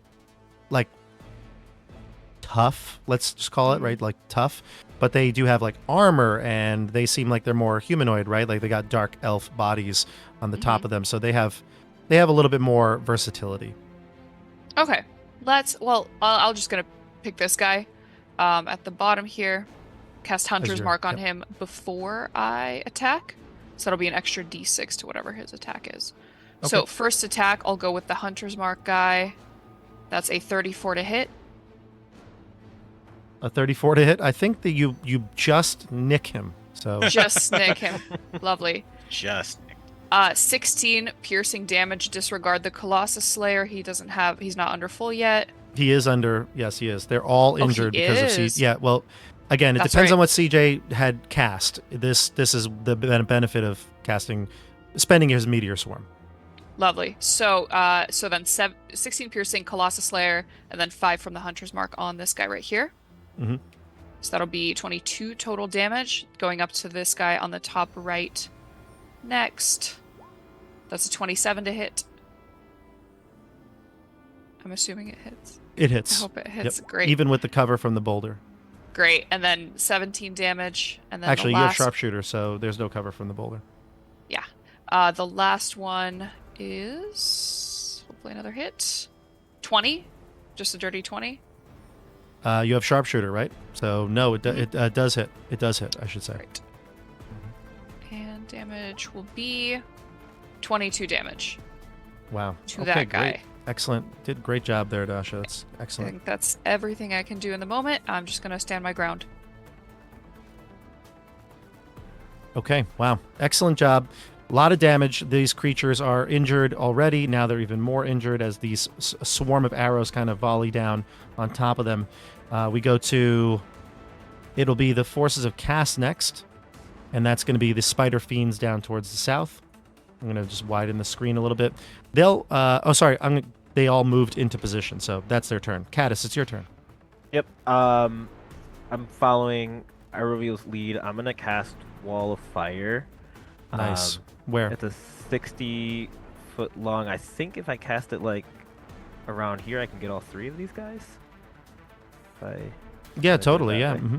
Yeah. So I'll do that. I'll cast that. I'll draw a line here so we can just have it. Cool. It's 55 feet, you said. So from 60. here to here. Yeah. Okay. If it ends up going more, we can make it more. But yeah. Yeah. Okay. So I'll go ahead and roll. I believe it's a dexterity save of 19. Okay. Let's see. So I'll do the Barl Groa first. This is a spell, right? So he's got advantage on this. It says when the wall appears, each creature within its area must take a dexterity saving throw. On a failed save, a creature takes 5d8. So I can roll that. Roll the d8, yeah. Roll it. We'll do one roll for the whole thing. So, dexterity. That roll for the yep. Labrezu. So 27. And what's your saving throw again? 19. So far, the demons have failed, and the Drider has failed. They've all failed. So they take full damage, I guess 27, and then hopefully that wall, it stays up for a minute. Mm-hmm. Just looking because it's fire, so some of the fire they have resistances to. Yep. The Balgura does, and it's still alive, but it's hanging on by a thread, so this one's very close to death. And then we've got the Librezu. Yep, also resistant to fire. Oh. But Right. still also very close to death. And the Drider will take the full 27. Okay.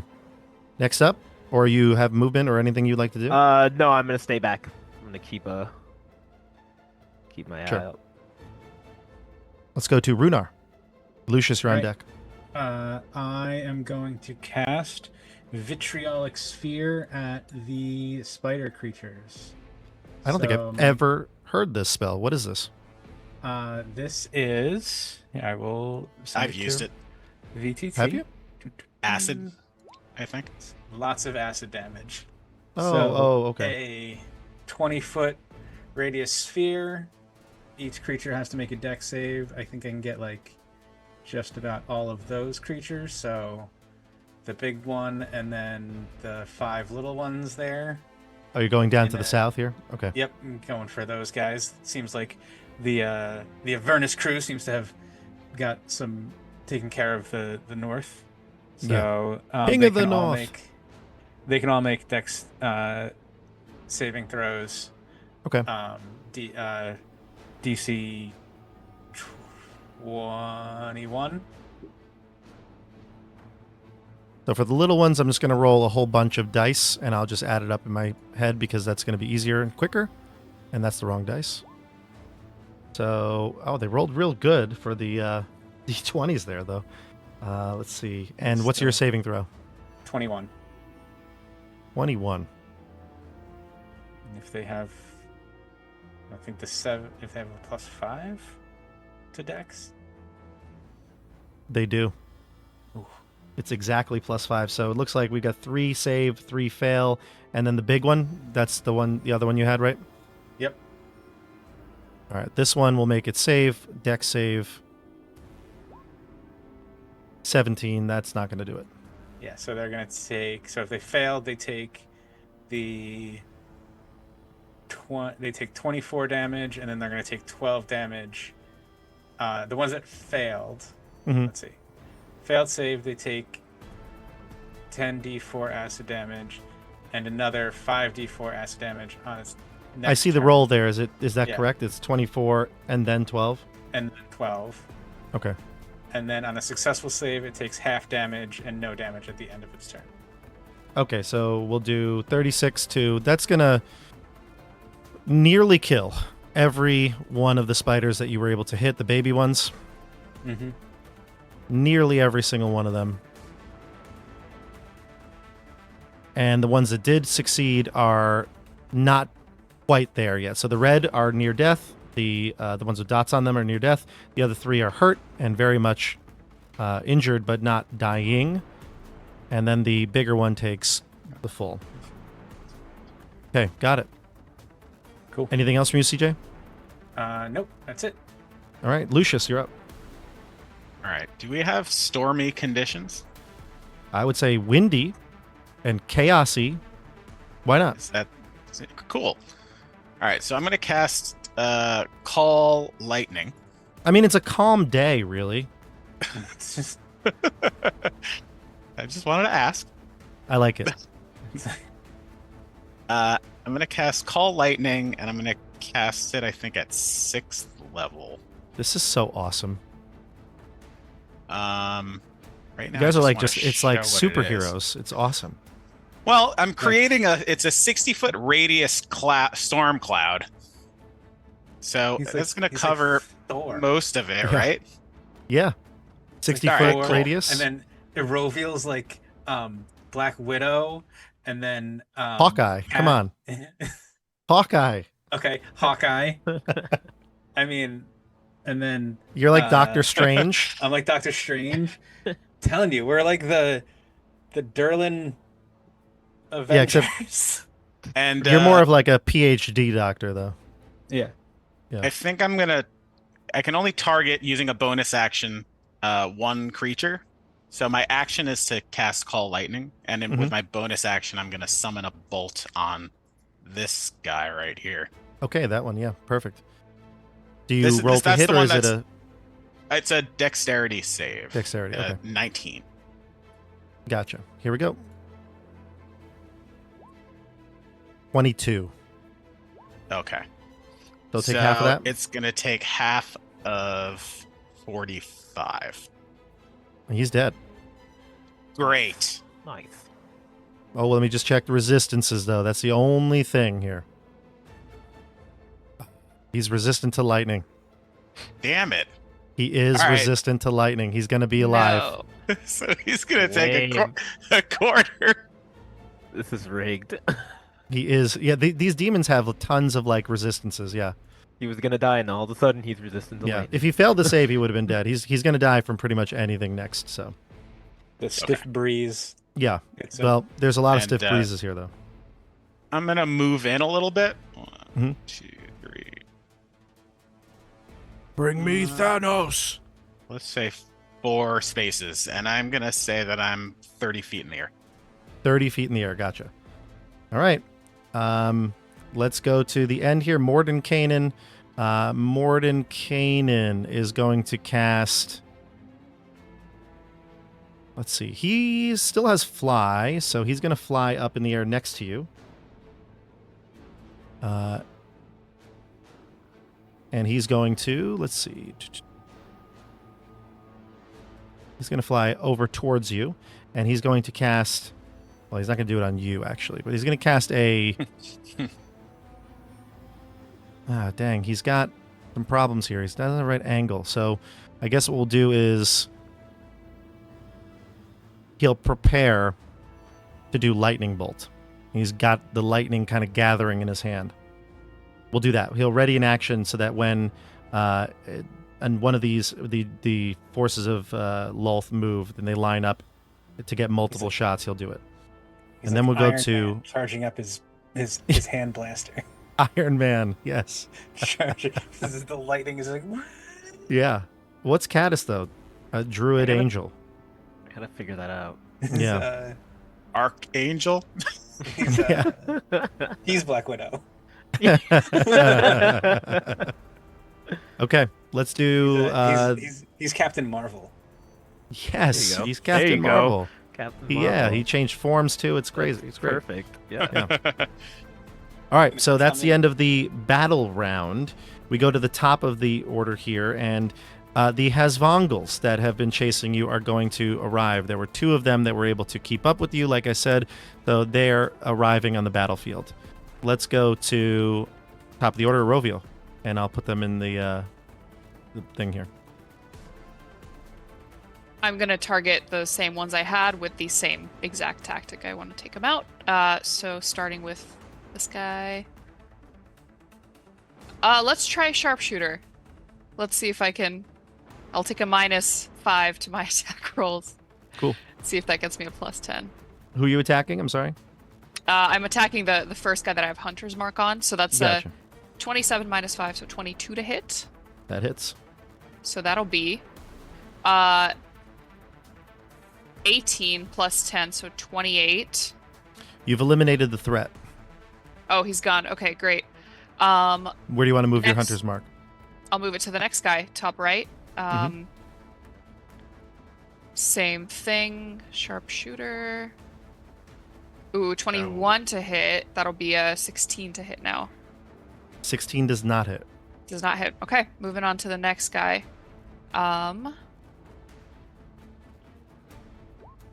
31. That hits. It does hit. 16 damage. Stefano kindly texted me and reminded me that Colossus Slayer can only be used once per turn. So, so you cheated. It's all right. I just cheated just a little bit. Feel free to take that damage off from the previous times. But yeah, so only 16 damage for this guy. That 2 from Colossus Slayer won't go through. Do you know what the Colossus Slayer was last time? It's 26 because of Sharpshooter. 26 because of Sharpshooter.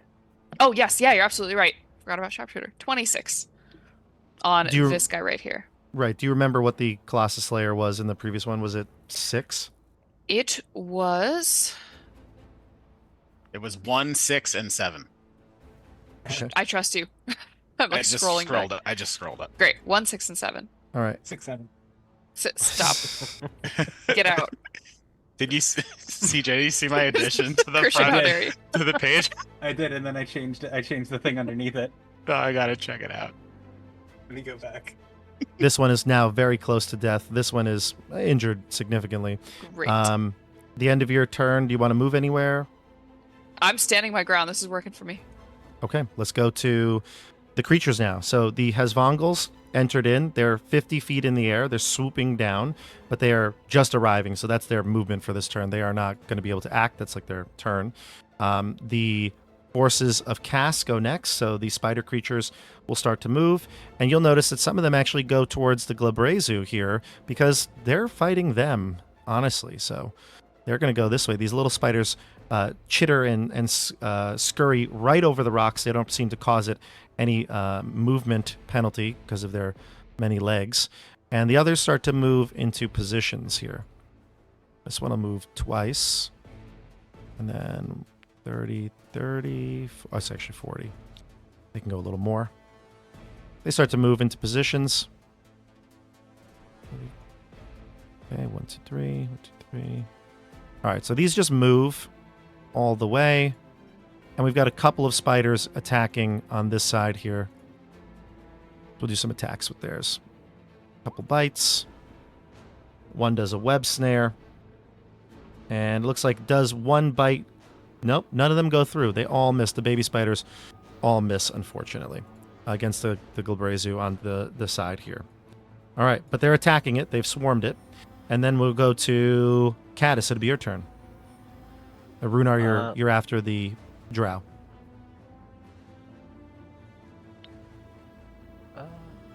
I think I'm going to... What you gonna do? I'm trying to see what I can do. I know what I want to do. I just don't know where I want to do it yet. Let's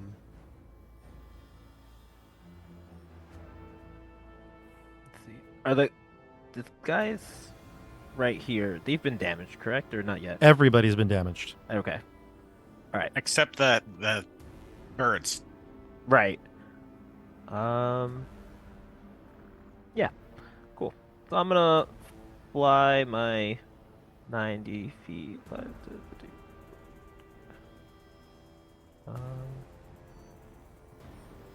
Yeah, I'll do 40 feet here. I'm gonna go ahead and cast Cone of Cold. Cool. And I believe if I do it from here, I can get everyone within this cone. Yeah, looks like it. Mm-hmm. I might be even get to the. I might be able to get everyone in here. It looks like everything that you've touched there is in. Okay. Yeah. Because it just has to touch the square. They have to like cover their whole token. Okay. Yeah, because since I get everyone there, we'll... Go for it. Yeah, I'll start rolling some saving throws. Yep, it's a Constitution 19. 19. Yeah. I got one 19. And I'll roll my. Let's see. Looks like there's 3 more baby spiders. Okay. So one baby spider saves, the other doesn't. But how much damage does this do? This does 8d8. Yeah, I mean, how 44. much did you get? Yeah. 44. So it takes half on a save. Let's see. Yep. Yeah, half on a successful save. save. So And if a creature is 21, killed by the spell, 22. it becomes a frozen statue. That's cool. Ooh, I like that. Okay. 44 you said, right? Yep. Oof, these are real close to death here. And the other ones are just injured. 44. 22. Okay, so that one's okay. I mean, dying, but these ones are really close to death. The larger one has got to make a save, and then the other demons. So let's do these. And this is cold. So this one has a resistance to cold. Resistance to everything. Yeah, like cold. So far, cold, lightning, and fire has been what you've found most of these things are Yep. immune or resistant to. and then I fly back. with the 18, rest so of my that's a movement. failure, if I'm not mistaken. So it'll take half because of its resistance, but not because of anything else. So so big spider takes 22. And this one is getting close to death. And then we've got this demon here, the Glabrezu. Yep, it's also resistant to cold. It Awesome. passes, so it's going to half and half, so it's going to take 11. And then the Barlgura. Yep, cold as well. A 13, that one fails, so it's just going to take the 22. Okay, let's see here. That actually kills this Barlgura. It's dead. Yes. So the Barlgura goes down. The Glabrezu is injured, but still standing. A bunch of spiders are on the verge of death. The big one's still standing as well. That was your movement as well? Yeah, I moved back a little bit. Okay, great. And then we jump to the Drow, and then it'll be Runar's turn. This Glabrezu is going to move, and it's going to just kind of rush towards Runar. And as it gets closer, it's going to get into the lightning bolt. So we'll do the lightning bolt from Mordenkainen. So we're looking at 23. Ooh, not so great. 23 damage, and it's got a save. And the Drow has a save as well. They'll both fail. This one's going to take the full load, 23. And this one's going to take half of that, so 11. Okay. Now we go to the rest of the movement. So this one's going to move twice. Double move. It's going to engage you, Runar. It can't do anything right now because it doesn't have the ability to attack. The Drow are going to fire arrows, though. We're going to fire 3 of them back at Eroviel. Had to, you know. Lovely. Arrow for arrow here. Yes. All right, what's your armor class? 18 AC.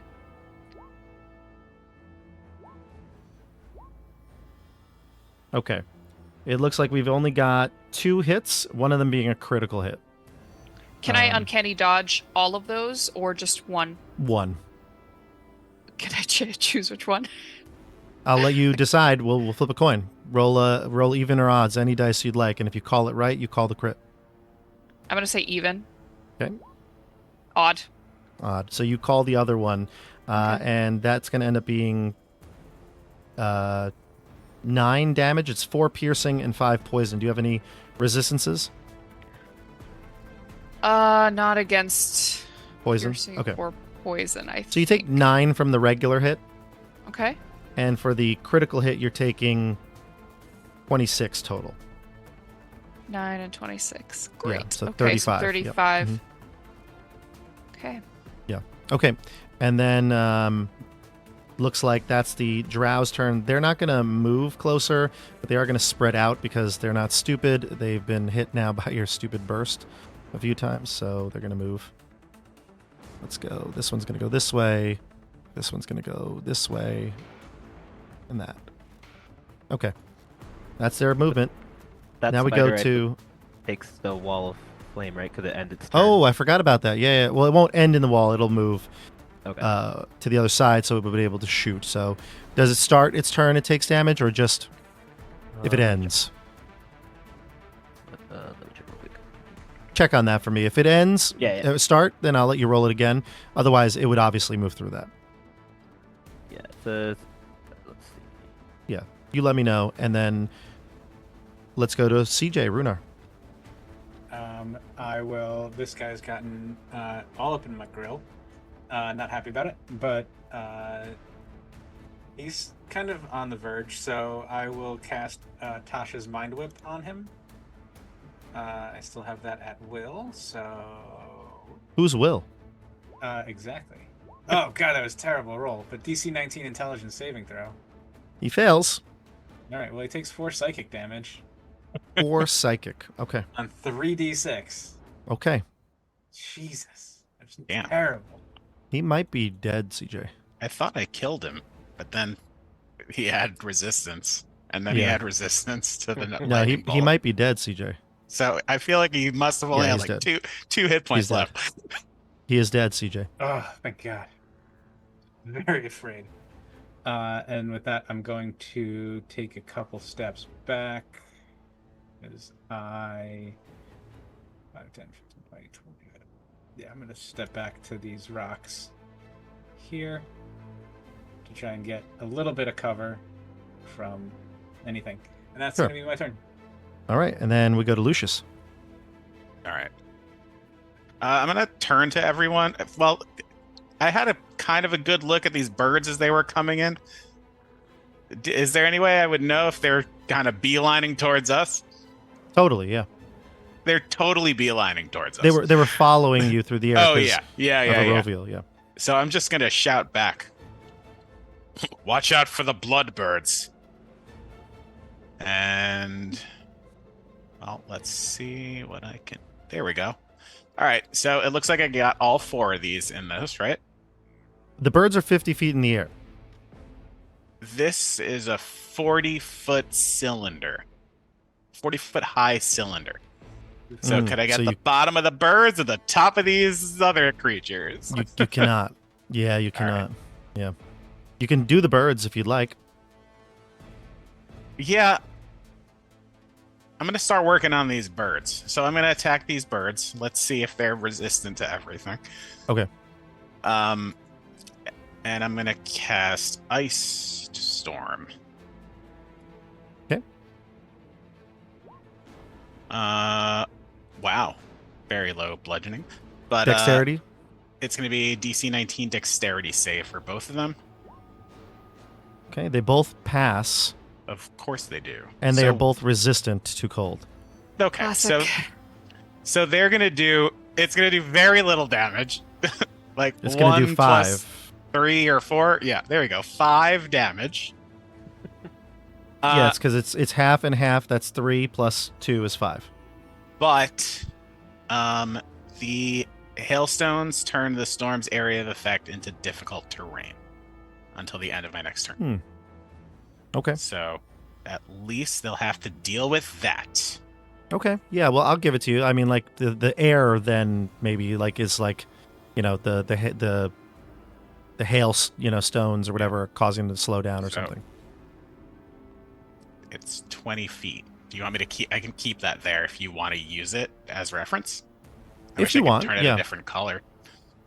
Yeah, right. It's cold. I mean, No, it's just fine. so you can see it That's better. fine. Okay. That's fine.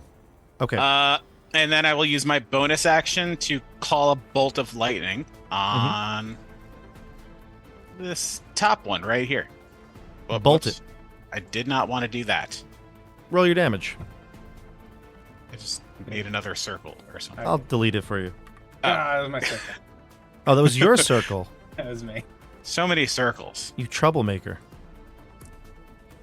All right. So I rolled twice by accident, but it's going it's to pass. another dexterity save. It passes. Okay. Is it resistant to lightning? It is.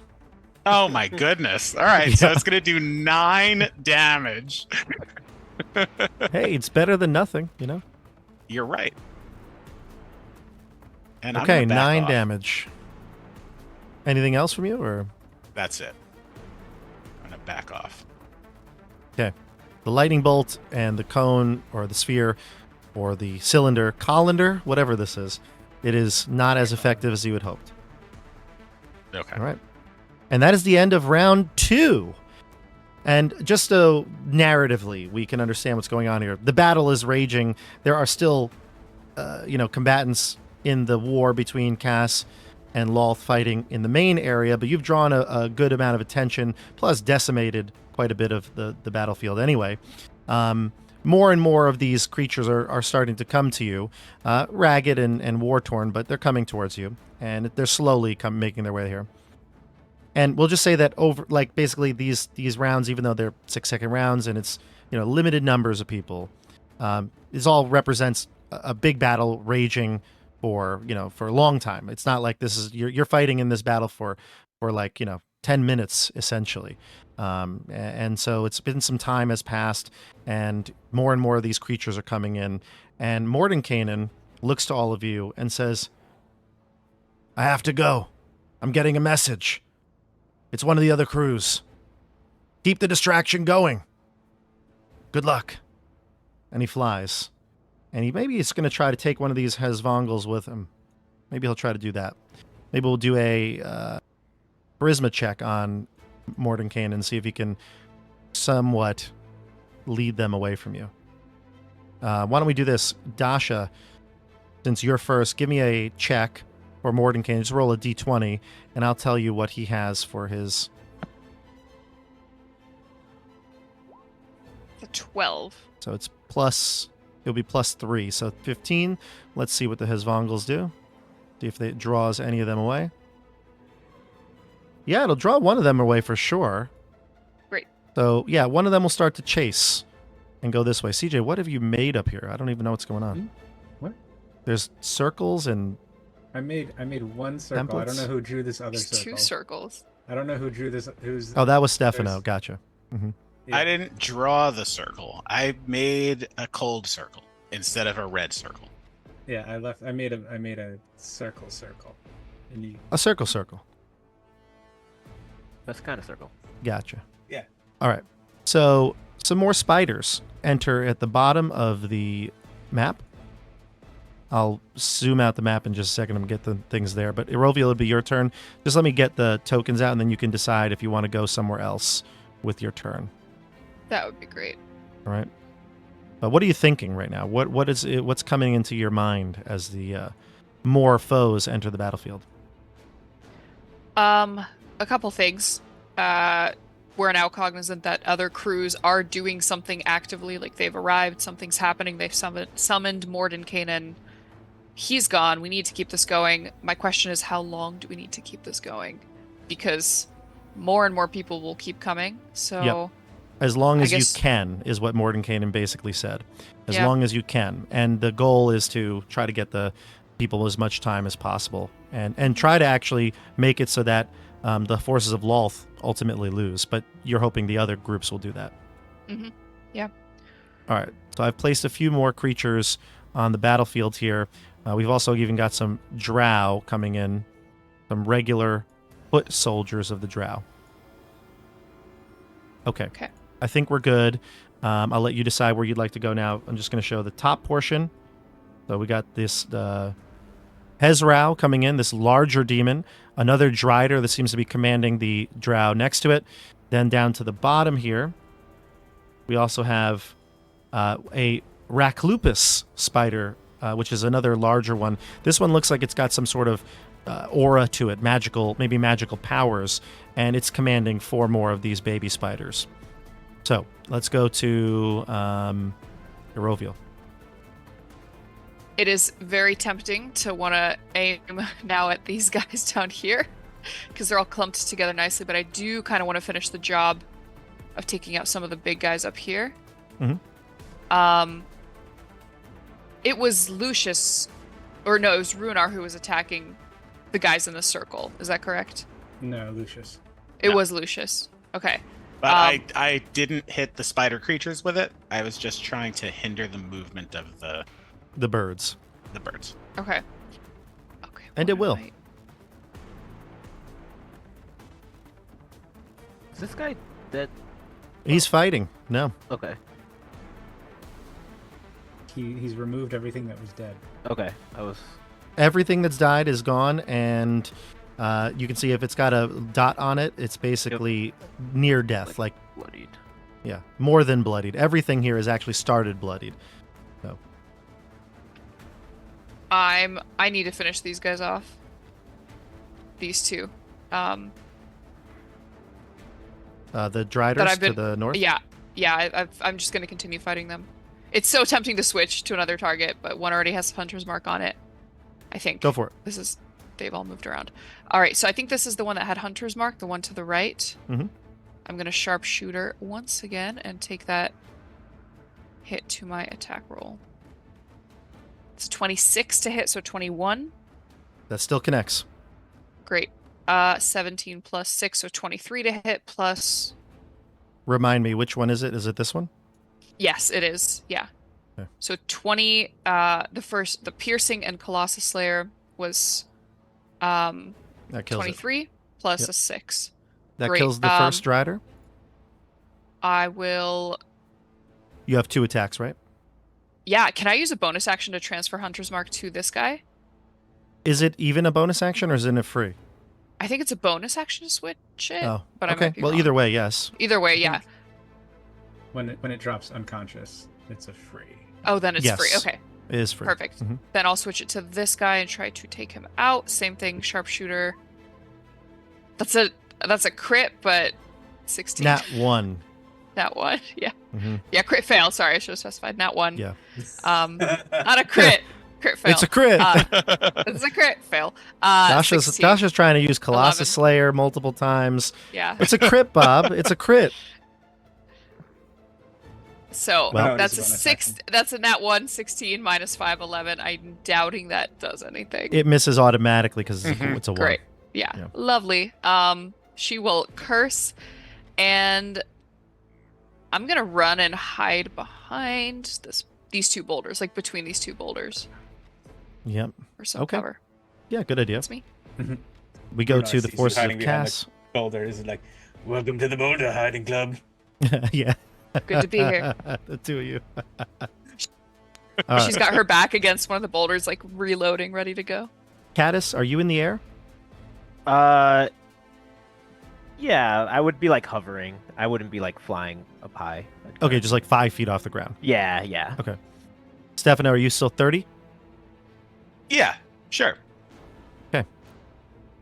The larger spider is going to go first, and it is going to move up to you, and it's going to blast both of you in its scintillating spray as a shimmering display of webs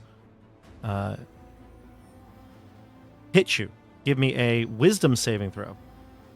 Probably good for both of you, actually. 21. 21. Nice, nice. 24. Nice. Oh, we're both scintillate- plus 11. Yeah. Hey. Yo, high five. Yeah. Man, it's almost impossible for this thing to hurt you, actually. It's so bad. Okay, so no, the spider does not. The scintillating spray does hit you, but it covers you in just a like I said, it emits a dim light. It's not really like webbing. Like the webbing kind of turns into just like liquid, and eventually you're just shiny. You get the sense, though, that there's some sort of hallucinogenic property to it, and that were you able to not able to overcome this, you probably would have been stunned.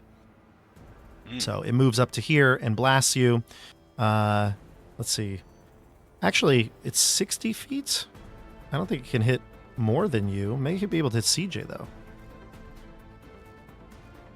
Yeah, actually, whoa, 60 feet's long. My goodness, I didn't even realize. Yeah, 60 feet's long. It can hit. Look at this.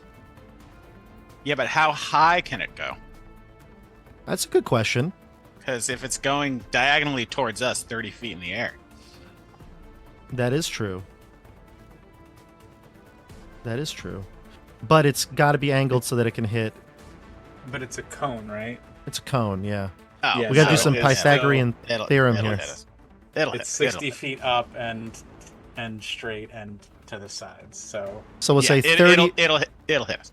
30 Yeah, feet past Stefano.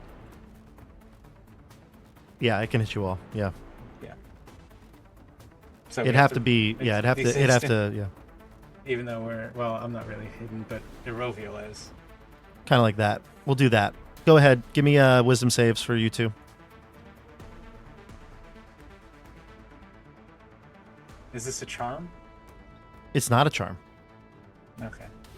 Well, I got a 23. It's fine. Oh, nice. And Erovial, what'd you get?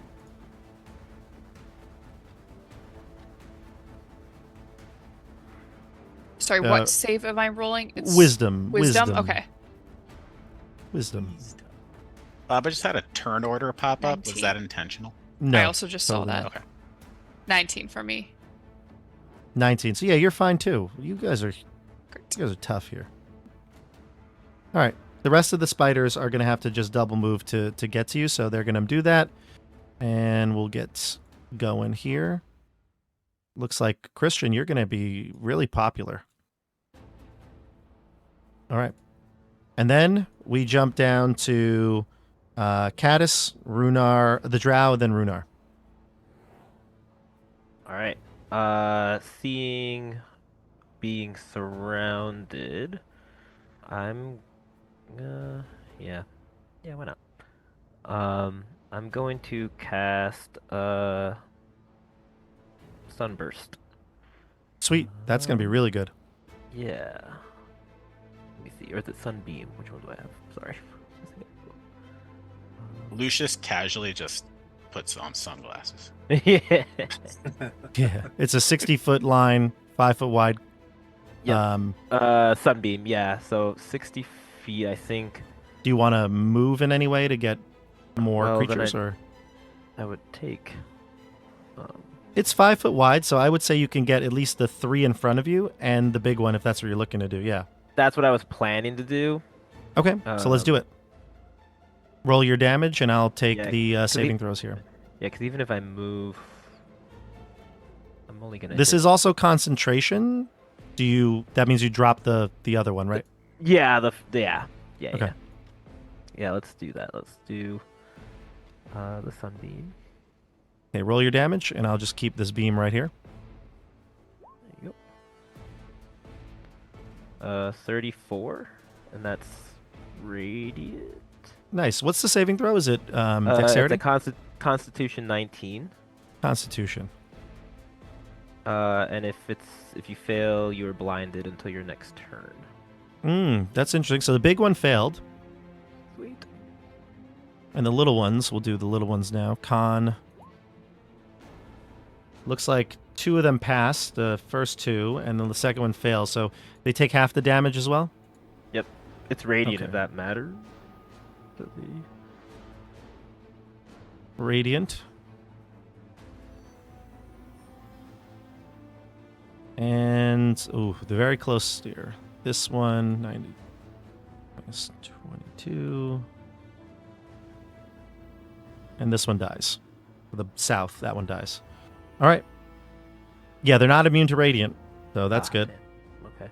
Or resistant. They're not a resistant or immune to radiant, so that's good. And All right. then as I guess they're my- blind too. I'm not sure if they rely on sight. I'll double check, but as my bonus, I'm gonna expend one of my what is it? My wild shapes, and I can go into my starry form. ooh, cool. And I'm gonna take the form as the archer. Hell yeah. And as I enter into that form, I can make another. I can shoot 2 arrows. Sweet. Or like, I'm just trying to find it. Is this as a bonus action? Yeah. Sweet. The bonus action is to go into my starry form, and then I can, since I entered it, I can shoot my arrows as the archer. Sweet. Do it up. And while I you're guess doing that, I'll move the drow. I think I'm just gonna just shoot at the one in front of me to get him out of here. Okay, cool. Does a 22 hit? 22 hits, yeah. And he's going to take 8 radiant damage. Damn. A 2 and a 1. 8 radiant? Okay. Yeah. I'll look at that in a second. This is at which one? The big one? No, the one right in front of me. Okay. Do you have... Normally you get disadvantage if you attack something with a ranged weapon. Oh, you're right. You want I to do wasn't another sure if attack and this see if it hits? was- Yeah.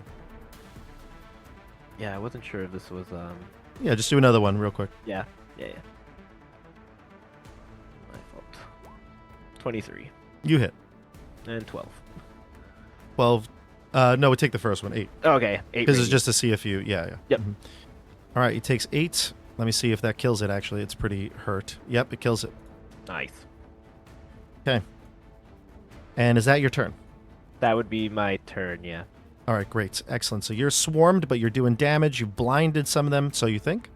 The Driders are going to go. We're going to do 2 shots into... it looks like Lucius is a pretty easier target at this point. So, Lucius, you're going to get longbow attacks. I'll do Okay. them. What's your armor class? 20. Looks like 3 hit. You take... Are you immune to poison or resistant to poison? Wait, why does it say immune to poison, fright, wisdom saves with advantage? I don't know if this might be from like something else that I didn't delete. So I'm gonna take the damage and double check that. Okay. So it would be 10 Plus 19 10 okay, so 39. 39. Okay. Now I will check that. Yeah, check the poison side of it. That doesn't seem right. Okay. Well, you know what? It's been a while since we've played these characters too, so that's fine. All right, so that's the 2 Driders down here. Actually, this one will shoot as well because it just entered, but it's... Oh, no, I just entered, so it's like it's a double move to get here. The other one, though, Eroviel, is coming to you. It's sauntered right up to you. What's your armor class? 18. 18. I love Great. it when things saunter up to me. Okay, great. Well, then you're going to love this. Mm-hmm. So, 18, you get hit only once for 5 slashing, actually. Didn't roll particularly well here. Yeah, that's what you get here. The Glabrezu over here is going to fight. Oh, yeah, those spiders. Oh, my goodness. Spiders attack. We'll go to Runar in the meantime. I'll do these ones over here on the side. Runar. Yes. Your turn. Okay.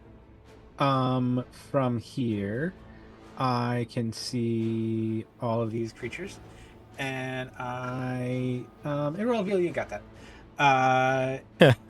Will cast.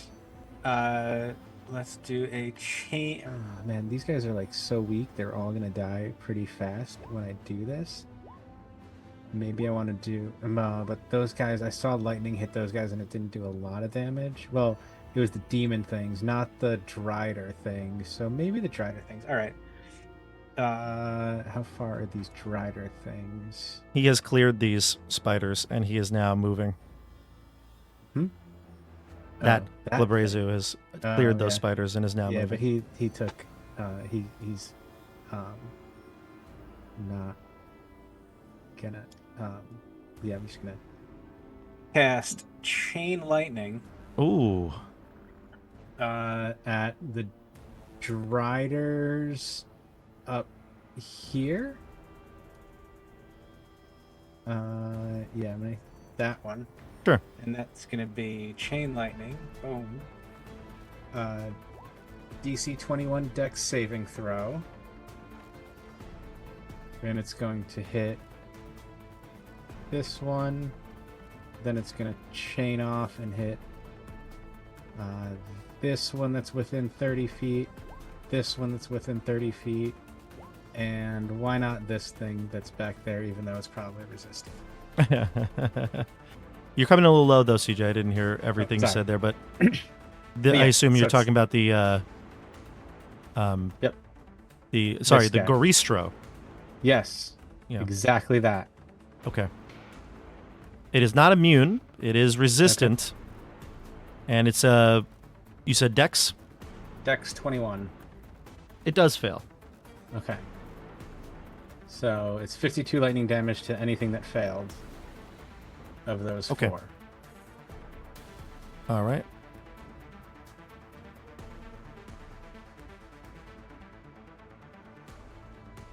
And I'm going to move a little bit further behind this boulder. You guys are crushing it right now. Okay. Is that it? I moved a little bit further behind this boulder, and that's it, yeah. So. And the ones that failed took 52? 52, yeah. Oof. Okay. Doesn't look like anything got more bloody. This one is dead. Oh, okay, there we go. Yep. Okay, so you killed one, gravely injured another, and the other 2 up there took some damage. Good. All right. Good. Next up, we go to... It would be Runar just went, so Lucius. Okay.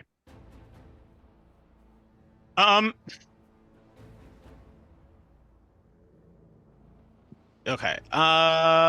Sorry. Oh, the bird. I'm sorry, the bird needed to go with the No. drow. Yeah, I apologize. But the bird's going to move slow because it's got to get out of your thing here. So that's going to be...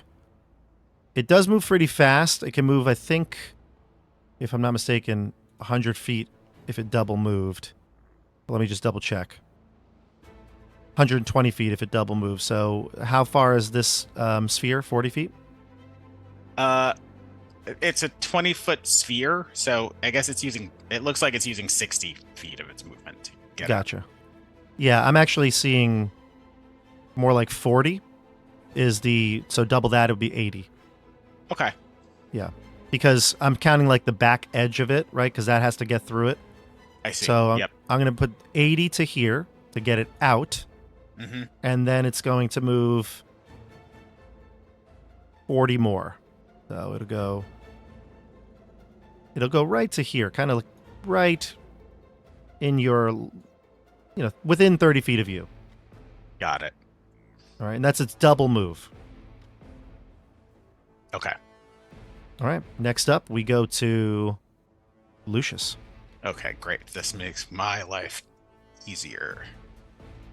Let me just position myself nicely. I'm going to use Destructive Wave. Mm-hmm. I just need to check something really quick. It's 30 feet. Great. So it looks like I get everything in there, including the Drider. Mm-hmm. Oh, sorry, I don't want it to linger anymore. And I can choose who it affects. Yeah. So it's not going to affect Caddis. I was gonna say he's in there, right in the middle. Nice. And I'm also going to use, I think it's called, it's one of my channel divinities that allows me to max any thunder damage. So you can ignore the thunder damage. Where is the, here it is. Okay, so it's going to do 13 radiant damage. Well, first, it DC 19 con save. But for anyone that fails, it'll do 13 radiant damage and 30 thunder damage. Okay, so DC 19 con. The Hasvangel has passed. Of course. So it's going to take half of 30. It's 15 plus 6. So 15 thunder and 6 radiant. Okay.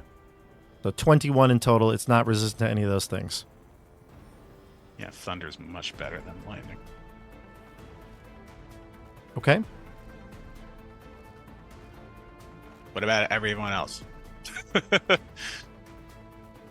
Oh, you want to hurt all the other people? Oh yeah, it's 30. It's a 30 foot. I'm just kidding. I'm just kidding. Okay. Can you get this Drider or no? Yes. You can. Okay. All right. If you can get the Drider, this Drider is. Let's see. I think it can possibly live here if it makes this. It's a con check. It is. It fails. Okay. It's dead. So, great. 36. Yeah, it's dead. That's actually almost on the number what it needed to die. The other creatures here, they can survive. They can. Even the tiny things Some of them. that were hit with the cone of cold. Yeah, some of them. Damn. Any things are stronger than the big guys. So it's con. It passed, and it's resistant to... Oh, no, it's thunder, not lightning.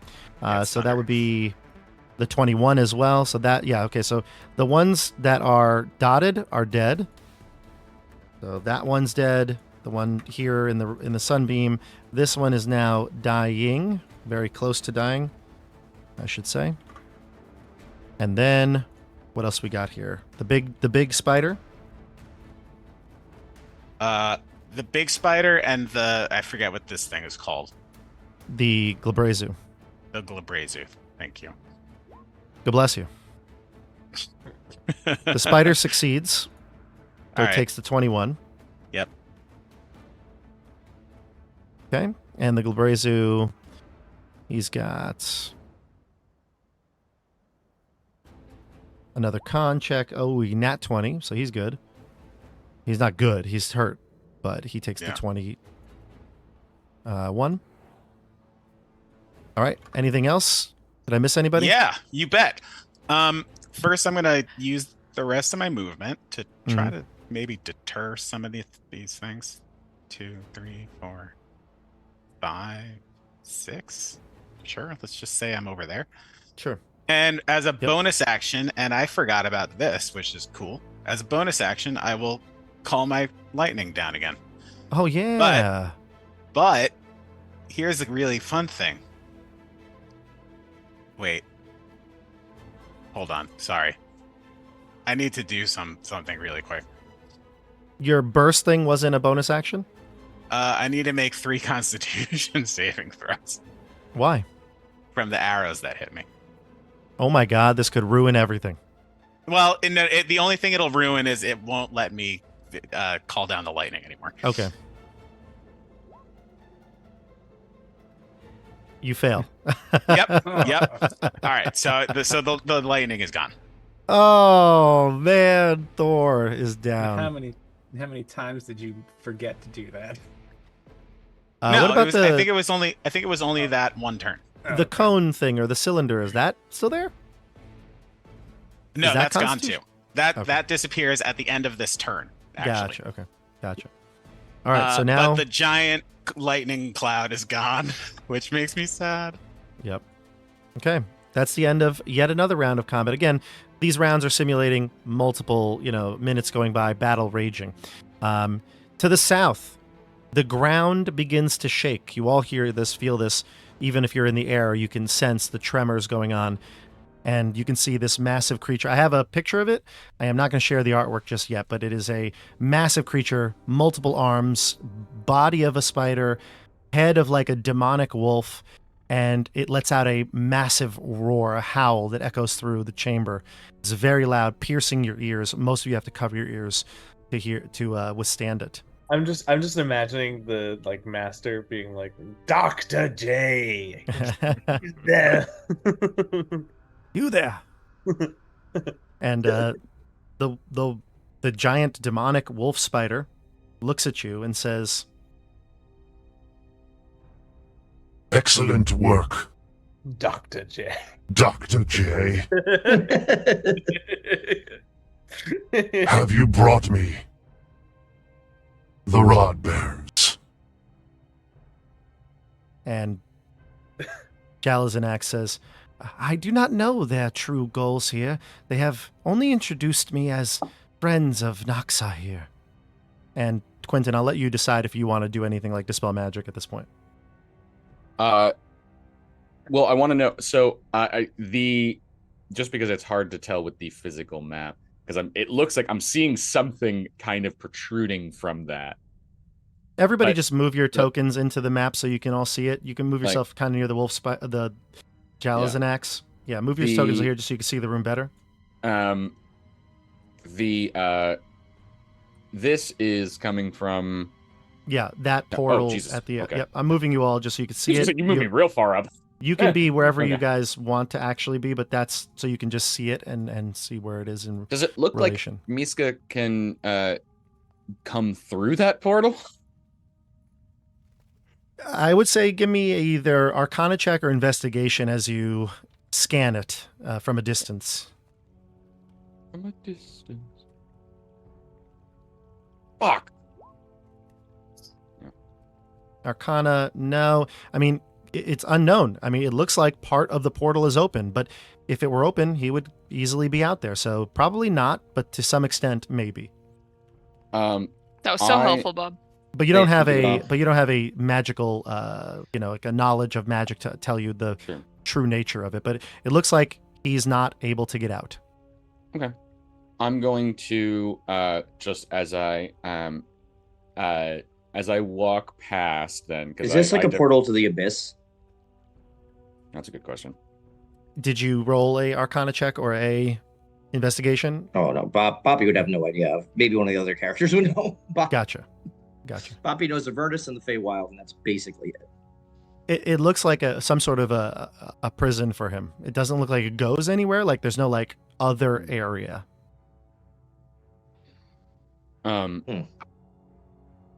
As I walk past Vave, I'm just going to whisper to her.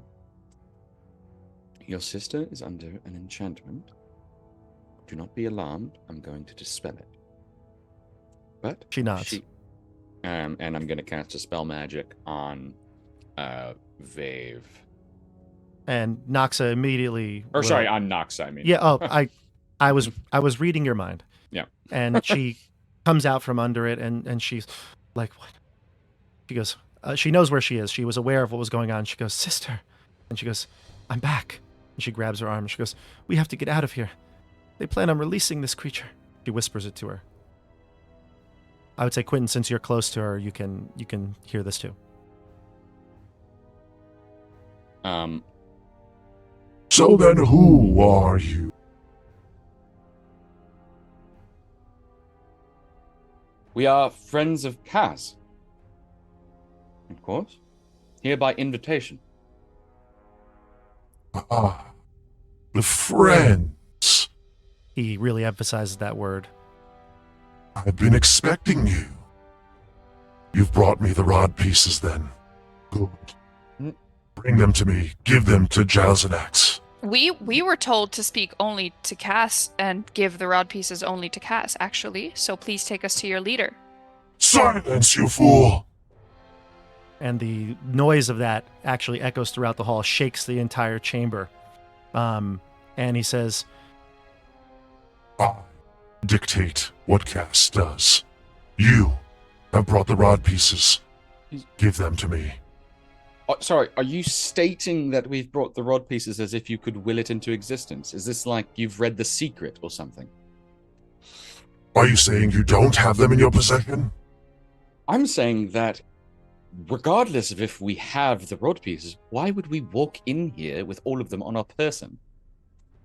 You may think that we're idiots, but we're not. Also, if you're dictating what Kaz does, he has certainly deceived you because you're the one stuck in a wall, and I don't think that he is. He's promised me that he will deliver the rod pieces. Oh, honey.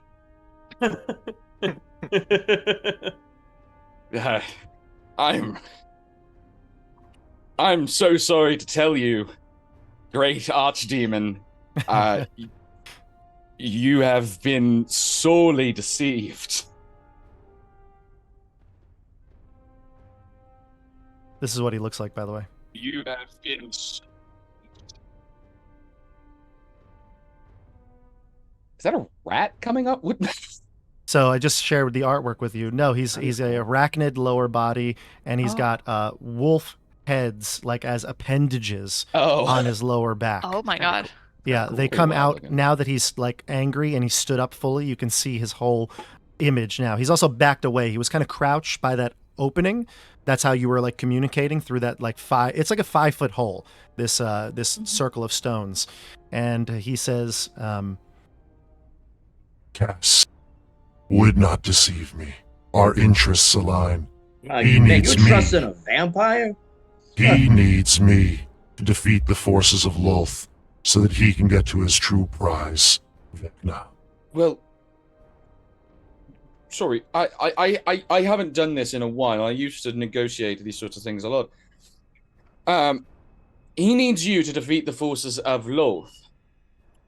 Who's currently fighting the forces of Lolth? My demons.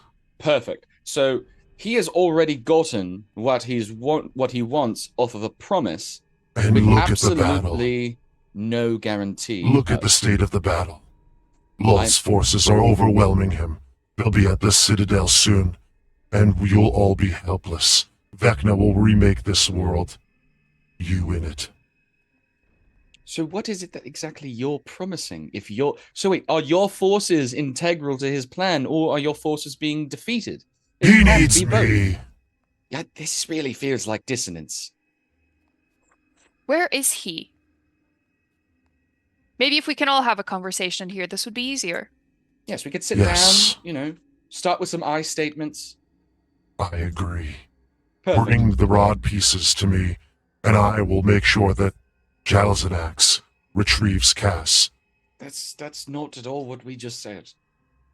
I have a feeling he doesn't care. All right.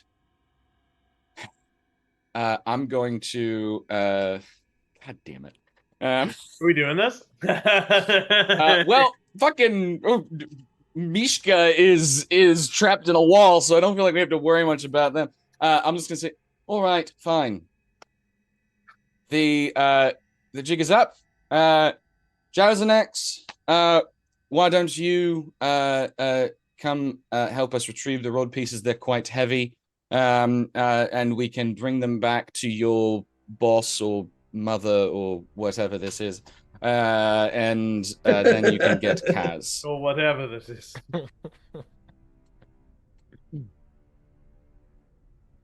I shoot him with my bow. What? Oh God, Joey! No. You shoot the bow, Not- and Oh, where I'm going! it hits the hits the force field that's keeping him in there, and just I didn't shoot at you. There was no the arrow just snaps. Jazanex, does that sound like a plan? Jelzanax can go with you to retrieve the rod pieces, yes. But without me, you will not defeat the forces of Vecna. I assume that you're aligned, and said that you would be, that you want to defeat him as well. If this is not true, then you're right, I have been deceived. Well, look at it this way. You are nervous. You don't trust us because you don't know us. You're nervous about Cass. We feel the same. We don't know if we can trust you. We haven't been near you, around you before. We also don't know if we can trust Cass. And what we would love nothing better than to sit down or stand or crouch or whatever you like to do with all of us in the room and solidify our why. Why are we doing this? Are we trying to defeat Vecna? Who is using whose armies? Who has which rod pieces? Who will they be maybe given to for safekeeping? I think this is the best plan, and I know you don't want to kill us or get killed, and we likewise do not want to do this. So I think it is in everyone's best interest if everybody just calms down. If you send some of your little spider friends to go fetch Cass, and we can all meet and speak on an even playing field in here. Finally, someone with reason. Siggy is shocked that works. Oh my god. So, just thinking to myself, I'm like, Siggy definitely suggested that already. It's just She did it more grumpily before. This time she was like, all right, I've learned a little bit about diplomacy from Quentin. Let me try to make this clear. Dr. Jalzanax will retrieve Cass, and he will bring the rod piece he obtained. You bring back your rod pieces. Perfect. Are we meeting in here? Where should we? Is there like? Where should we go? Is there a better entrance or? Here. Here. All right. And the clock is ticking. Vecna's forces continue to pursue mine, and it's only a matter of time before the Citadel's taken. Can Is we this place speak important for some reason? to Cass before we go get any rod pieces? We need to speak to Cass first, please. Again, Hurry. we were invited here to speak with Kaz. So Then I suggest you hurry. Okay, let's go get him. Okay, let's go Sure. get the rod pieces. And as I fly out, I whisper to Quentin, let's just go find Cass. yes, this poor archdemon clearly is. I don't understand how they became so powerful. This feels like nepotism at its worst. All right, so you head out of the Citadel, and you're back into the windy shores. The spiders are still not come up from their hiding place. You can get back to a safer area and regroup. So we'll discuss. We're out of initiative or anything, so you may begin. Speak freely. So we're just gonna jump. Is the spider with us? No, the spider's not Okay, with you. No. So we're just gonna jump him when he gets here, right? That's the plan. Yeah. I think so. Well, if we can get, and actually above table question, how are we getting out of Pandemonium? It's a great question. I'm I assuming don't know. You that guys the didn't ask wizards, the wizard. I'm assuming that the wizards gave us a Mordenkainen is here with you guys. Remember? What? Yeah, Mordenkainen came with not with this group right now, but he's with the Avernus group. That's going to make the there's like a distraction. meetup spot. Oh, okay. So we're physically meeting up with the them. goal is once you've all accomplished your quest to go and meet back on the battlefield, because you're going to try to get to find Vecna's hideout essentially together. But yeah, so as you leave and go to discuss and you look out, what Miska was saying is actually not untrue. As you get to your perch up on the cliffside, you can see that clearly their side is losing. And it might even be at this point that you would see perhaps like the distraction, like miles away in the distance, like large plumes of magical fireball, things like that start to erupt. There's clearly a disruption on the battlefield. Did we see the direction in which Dr. J-Dog went to fetch Cass? I mean, no, not necessarily. In fact, you guys left and, you might have kept an eye on it, but you didn't see Dr. J leave. By the way, Vave and Noxa, they kind of like, we would like to leave and go home if that's cool with you. That's fine. Do you have a means by which you could do that? Not quite, but we'll figure a way. Noxa says one thing to you. While I was under their control, I did hear some discussion about this one you say, Cass. One that we talked about, Cass the vampire. He is determined to destroy that person named Vecna at all costs. It seems that they have a plan in place that Miska would overwhelm Lulth's forces. Camlash would stand no chance against this demon lord. And But yet this demon lord has been trapped in a wall by a simple lie. No, the demon lord stated that he's been trapped there for thousands of years by some people called the Archdukes. I'm not quite sure. Oh, I know those guys, or at least one of them. Quentin, can you turn me invisible? And Yes. for how long? An hour. I want to follow that big spider and see if he can lead me to Cass, and maybe I can at least find out his location. Be careful. I don't know if the spider has true sight, but it's very possible that Cass does. So don't be too brazen. If he sees me, I will reveal myself to him and explain our situation. No, that's a terrible idea. I suggest trying to flee first, but trust your judgment. I love you.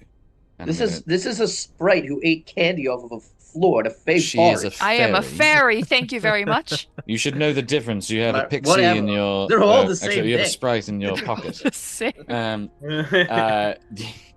I'm going to give Siggy a bardic inspiration, and I'm going to give them the invisibility. I'm going to cast invisibility with my one free use from the Shadow Touched that I got when Bev Lorna almost killed me.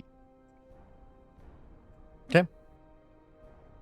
I would like to, as soon as I'm invisible, go back into where we were and see if I can, avoiding all the glyphs, all the doors, all the traps, or like magical effects from doors. So you get don't- back to where we were. You want to go Possible. back inside the citadel, though? Yeah, I want to fall because I think, unless I'm misunderstanding, Mhm.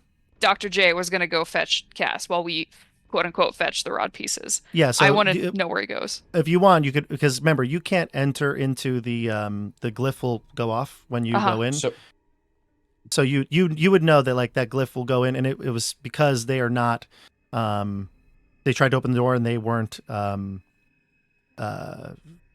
They weren't the right type. Yeah, they had to be fiends essentially to open the door. So What we could do is if you cast Enlarge Reduce on yourself because you have that free use, and then I cast Invisibility, you would become tiny and you could go through those holes in the wall.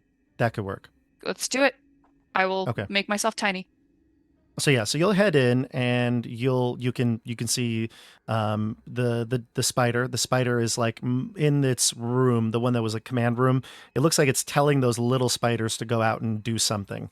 So the little spiders are going to be the ones that go out. They leave the citadel and they start to move. If you'd like to follow them, you can. I will. It seems like they're communicating telepathically, so there's nothing to hear. I'll also frequently, like every 2 minutes or so, just cast a message, just so that basically that Siggy can communicate back if need be. Okay. I'll also mention the map to her if she's in that room and happens to get a good look of that may have some important information. So you head into the battlefields. Essentially, you're weaving through in and out. There's like creatures flying, also whizzing by you. They don't necessarily see you, so you got to be careful. So as you like move through, you're like zipping in and out, ducking out of cover, and you follow the spiders who seem to be giving the message to someone as they go into like an encampment, like before. In a pocket area where there's like maybe some commanding going on. You can see like maybe some higher ranked demons, etc. And you see Cass. You've met him already, so that's not unusual, but you see him there. He's kind of standing there like Napoleon on the battlefield looking over at all of his troops. He looks has like a grim demeanor right now as he's very frustrated with the battle. And he seems to have some sort of a conversation telepathically with the creatures. And then like commands a few things from the distance, again, with the sound of the battle and the wind. Hard to make out what's going on, but he gathers his things and starts to head off towards the citadel. As he's walking and moving, do I see any sign that he might have the rod piece that we're looking for on him? Like no, he anything? doesn't have anything visible now. Mm-mm. Okay. Yeah. And he's now heading back towards the citadel where our group is. He's heading back to the citadel where you're outside of it hiding. We're outside of it. Mm-hmm. Okay. So I will, whenever the next time Quentin messages me, I will respond and say, found Cass in the camp. He spoke to the spiders and is now heading your way. And he's going to put on a crown. He's going to take a crown out of his helm or his pack and put it on his head. And as he does so, he changes his appearance almost immediately into that of Mordenkainen. Just immediately imagining him putting playing a Billie Eilish song in a mirror, just putting a crown on. Yeah. Yes. Just his hype up song. And again, as I see that, I will again, whenever next time Quentin messages me, he has made himself look like Mordenkainen, so be careful. Very well done, Siggy. I think that you might not know the name of these creatures, but maybe you've heard legends of creatures that go around and collect bodies from battlefields of war. They're monsters, hideous creatures that seem to want to collect them. And you can see them here. They don't seem to notice you. We should definitely avoid those things. If we can, yes. Yeah, if we can. What? Is there a path around them? You can check. You can move your tokens. We're not going to go in initiative here, but you can move your tokens, and I'll tell you if there's something that you would notice when you do. So it looks like the courtyard before you has a big open wall that kind of like, was broken open. And then to the left and to the right, it looks like the walls kind of curve around towards the more meaty sides of the castle, the remains of the castle. I'm gonna move stealthily. Okay, give me a stealth check. Does everybody feel like they want to be quiet? You can just give me a stealth check. Okay. Definitely. Yeah, I want to be quiet. Oh, is there? I got a 4. Is there anything I can do to make myself quieter? Gotcha. Maybe I now can have stay still, guys. I now have disadvantage on all checks, so that's why. Because I have a point of exhaustion. So, Bob, I have stone camouflage. Does this count as rocky terrain? Hell yeah.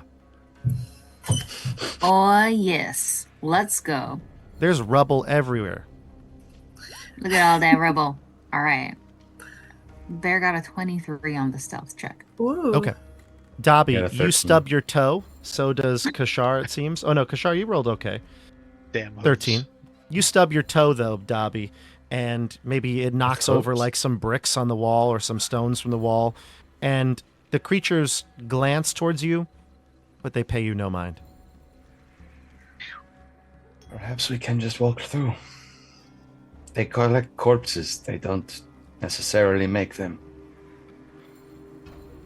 Ah, they're like the piranha fish. They only eat you if you're already like half dead and in Scavengers, distress. yes. So just gotta walk confidently.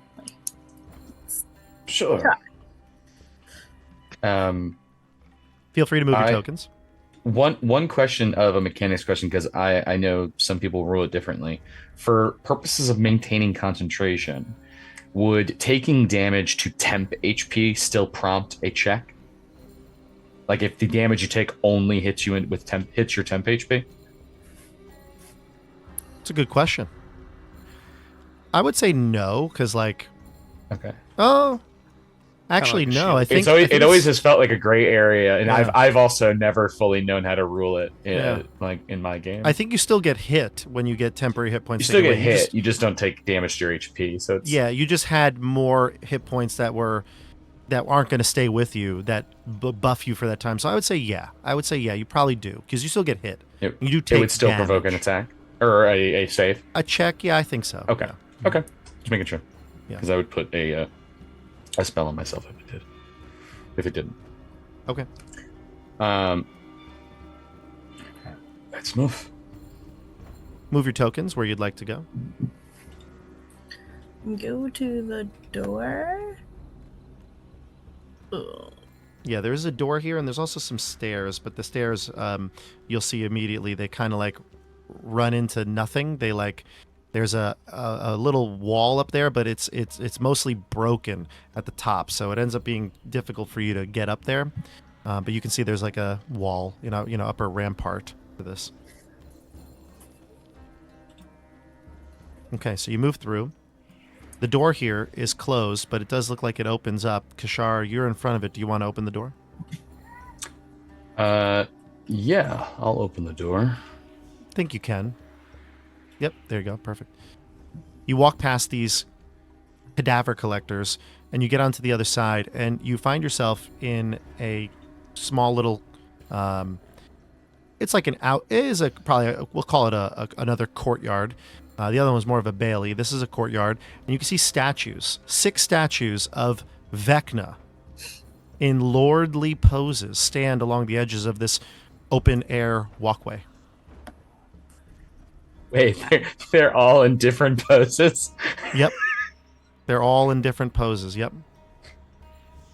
Sorry, I don't know why that's so funny to me. Yeah, it's one like him saluting, another one him like, he's like, you're showing his muscles. Like, yeah, bodybuilder exactly. pose. Bodybuilder pose. It's just your, oh god, that's so... I love it. 10 out of 10 decorating. Can I look at I want to walk up close to like the most ridiculous looking one. Yeah.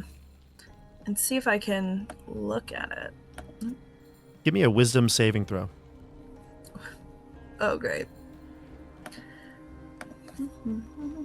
Wisdom.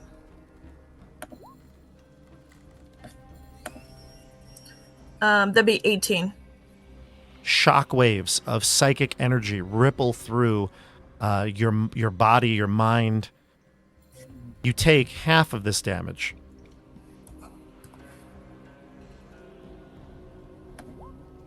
You take 3.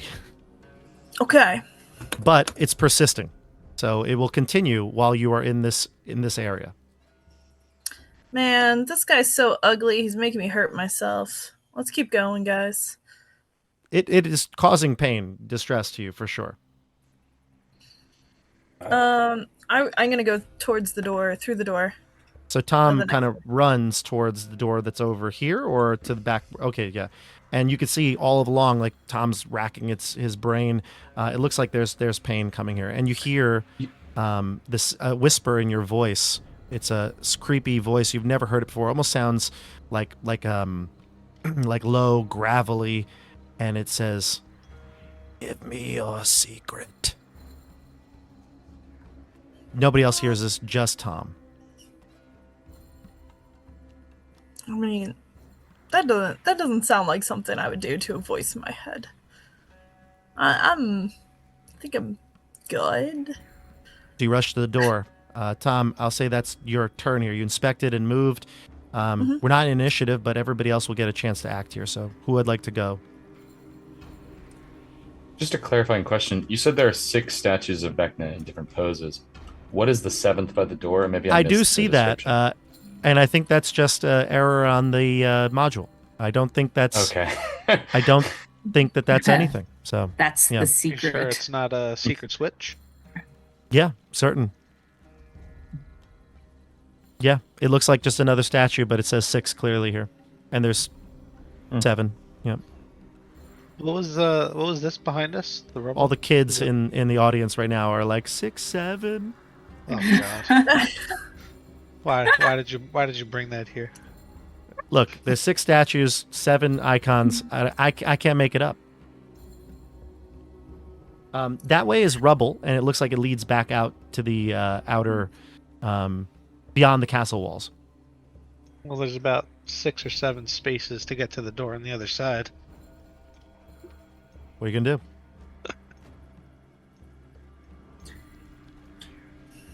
I'll use one of my Step of the Raven Queen and get to right next to Tom.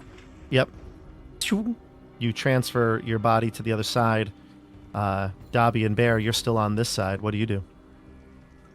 I look at Bear and I look back at the rest of the team and I yell, "Where are you guys going?"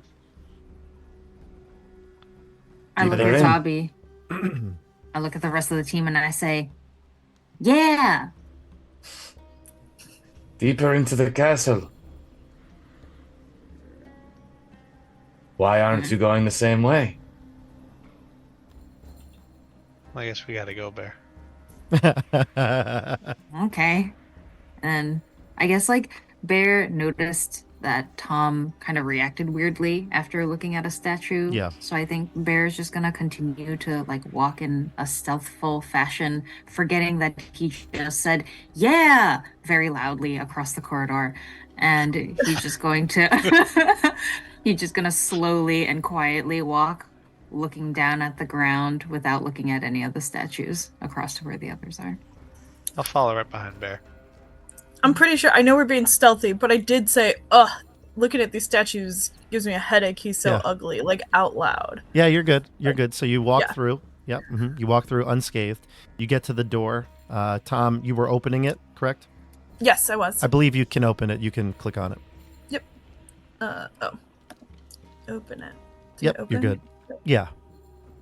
You walk into a chamber and you see an armored knight with red glowing eyes standing on a dais at the far end of this vaulted chamber.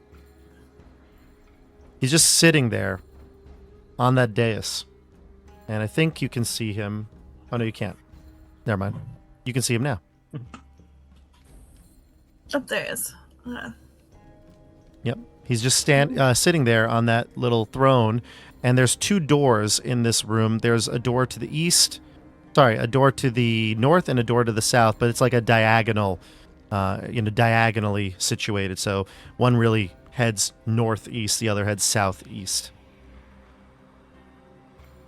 He just looks at you. He stares. Doesn't say anything. Doesn't move.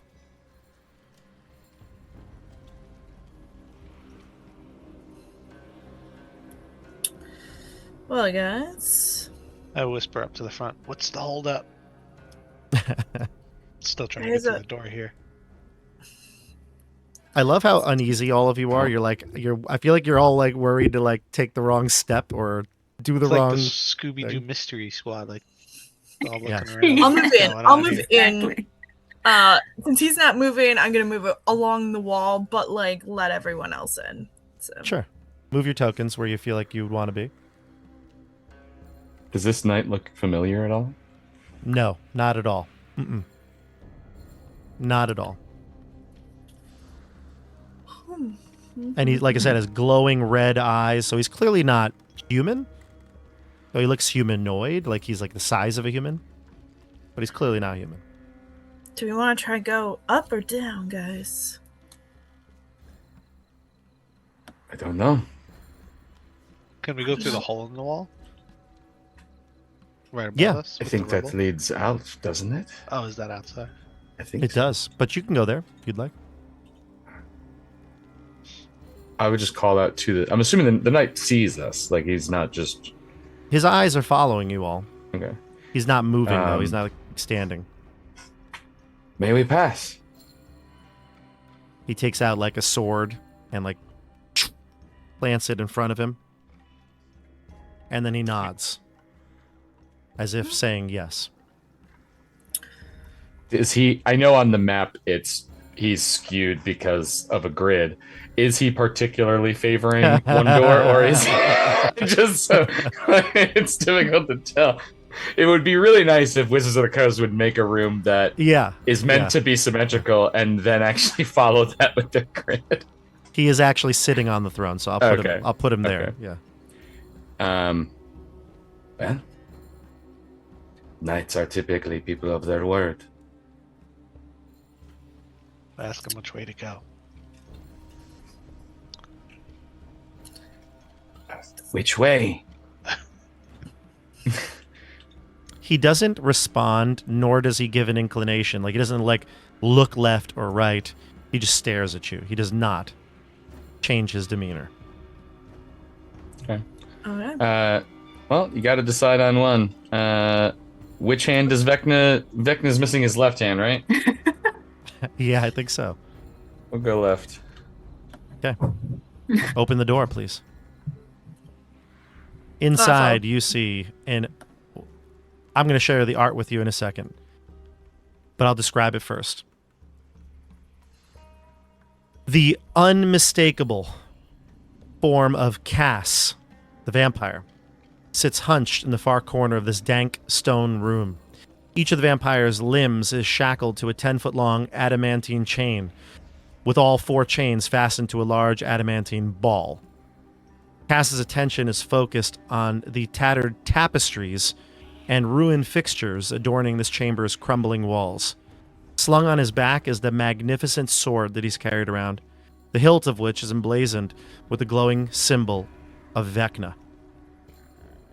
And he's looking, the tapestries and the like I said, are down here towards the south. There's another door that you can see from the entryway.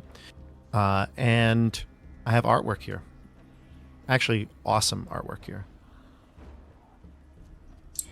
So Cass is imprisoned, but they left him with his sword? Yep. Got his sword. Seems like an odd choice.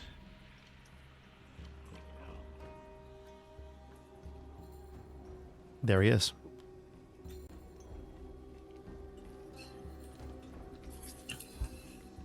And he looks up at you when you open the door. And he just kind of like spits out whatever he has in his mouth. It's not very much. It's dry spittle.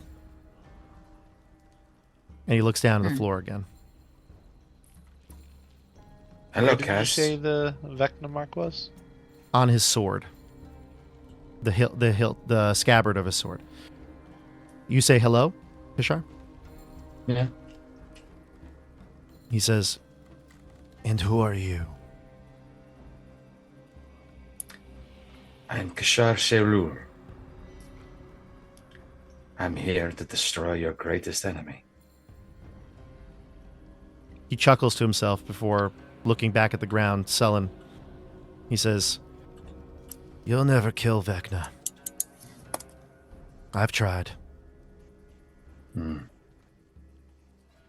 So have I. Think I was even more efficient than you were. Probably. Well, if you were to do it again, if you had another shot, what would you do? What would you do differently, knowing what you know now? I don't know that there's anything I can do. I cut off his hand, gouged out his eye. My sword. Had no problems with him. But he came back. He always does. But yeah, I mean, you can live without an eye and a hand. You should have gone for, taking the whole head. Maybe I'd aim for the head. Aim for the head. I heard that somewhere. My days of fighting are over. You have no use for a sword then. I guess not.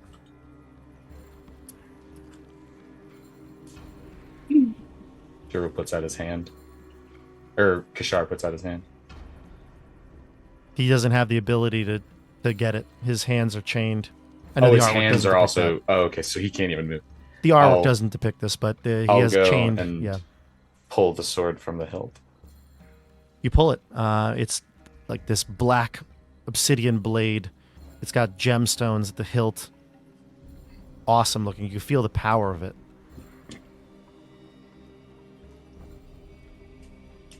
Looks back at the rest of the group.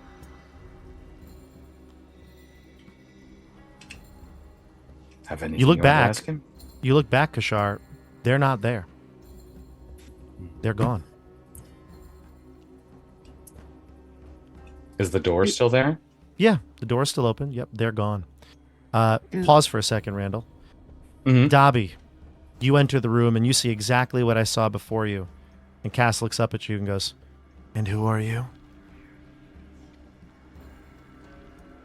Doesn't Cass recognize me? He looks completely confused by you. I ask him, "You don't know who I am?" Look, we could play games all day, or you could tell me who you are. I'm here dying of thirst. I don't have time for this. I would know the real Cass. We encountered him before. He knows all of us, right? Oh, you've met him? Yeah. Mm-hmm. Yeah. So, I know this is another one of Vecna's illusions. Yep. I'll ask him if he has any secrets. I do have a secret. Will you tell it to me if I tell you who I am? Release me and let me get a drink. He points to the door there. He says, "Please, let me get a drink." A drink of what? Blood. You look back to your companions. They're all gone. They're not there. The door's open. The knight is in the hall. They're all gone. Pause for a second. Bear. Yes. You see Cass when you enter the room, and he goes, "Oh. And who are you? I don't get many visitors." I'm Bear. Hi. It looks like he's shifting in his weight. So hungry. So hungry.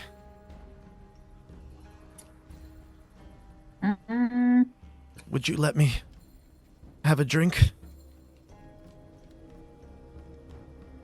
I don't think I have any. Wait, do I? I don't think I have anything on me. Sorry. Not on you. In you. And he smiles and you can see the vampire teeth coming out. I'm uncomfortable. You and me both. Yeah. Just give me a quick drink and I'll tell you everything you need.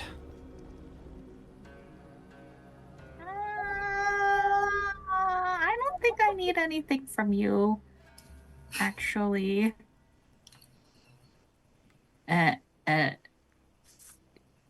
just start Bear starts backing away a little bit.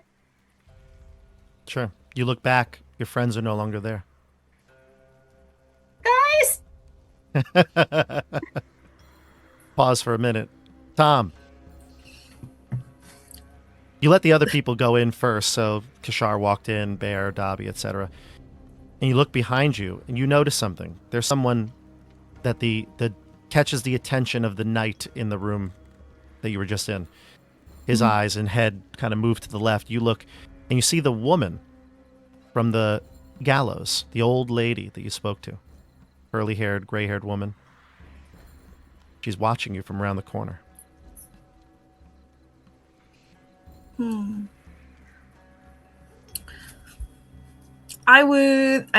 night.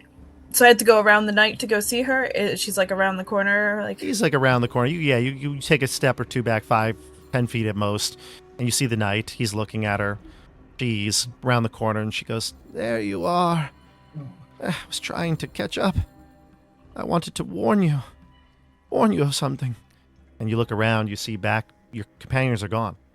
The door's open. You see some figure chained to a large ball in that room, but all your friends are gone. Yeah, I would go over. I'll go over to her and be like, "What are you trying to warn me of? I mean, didn't you just give yourself up to the gallows?" She says, "I can be here. I can be there. I can be everywhere if you need." That sounds ominous. I can help you. I can help you. I already did. How can you help me? You have a secret, don't you? I mean, don't we all? But I don't. A secret you're keeping from your friends. They don't know about you. I mean, this is always true. Yeah, but I was told to kind of. I mean, they're secrets for a reason. Thank you, though. The key to everything here is secrets. That's what he wants. So, you think I need to give up my secret? And then what happens? Wouldn't he have power over me? I do. No. He won't have power if the secret is let out into the open.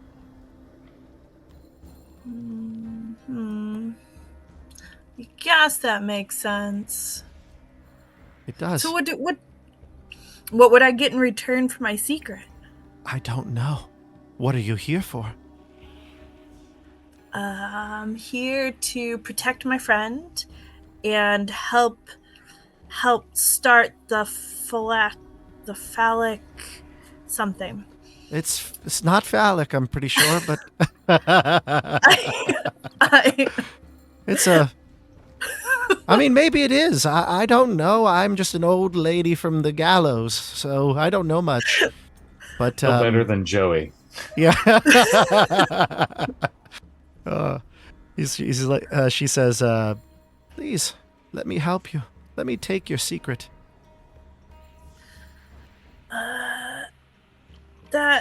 I mean, are my friends in danger? They might be. So pause here. Think about this, Tom. We're going to go back to Kashar. Kashar, Cass says to you, "That sword was what I believed could slay Vecna. I was wrong."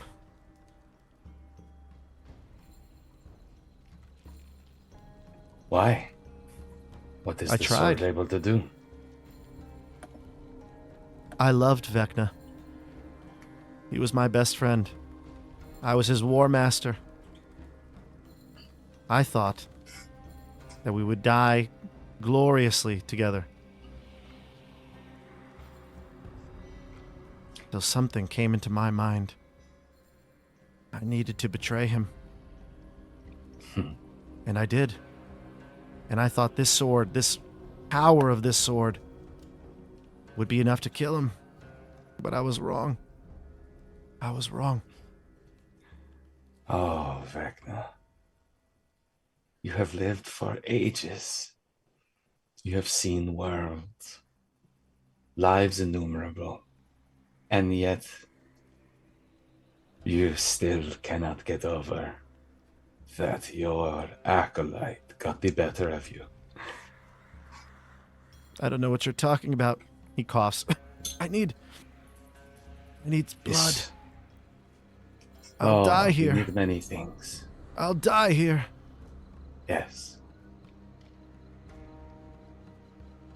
All things will. Even you. Please, give me some blood.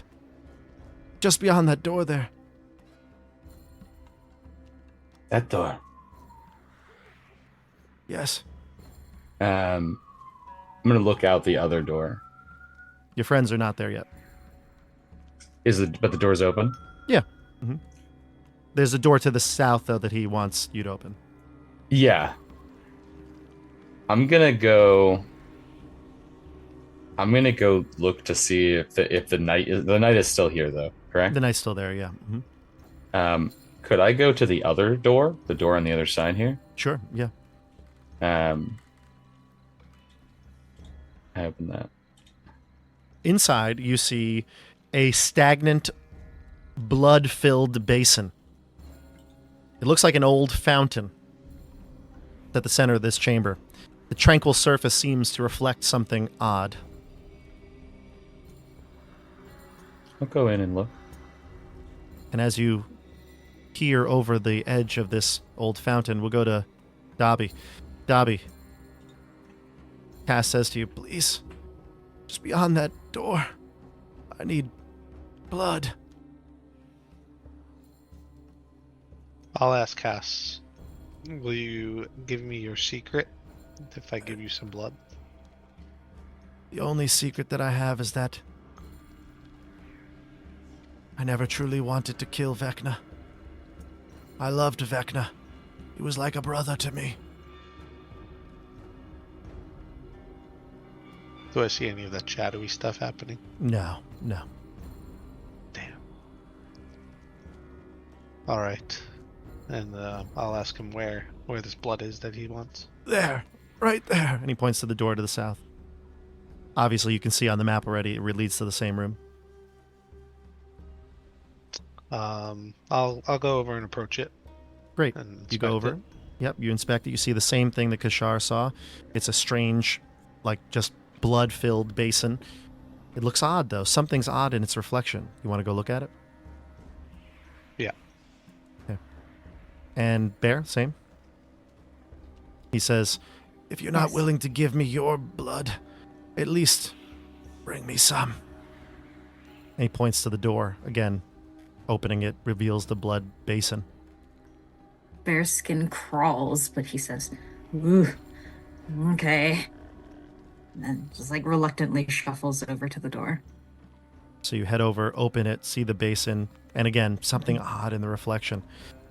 You go over to it? I guess. Hesitantly, but yes.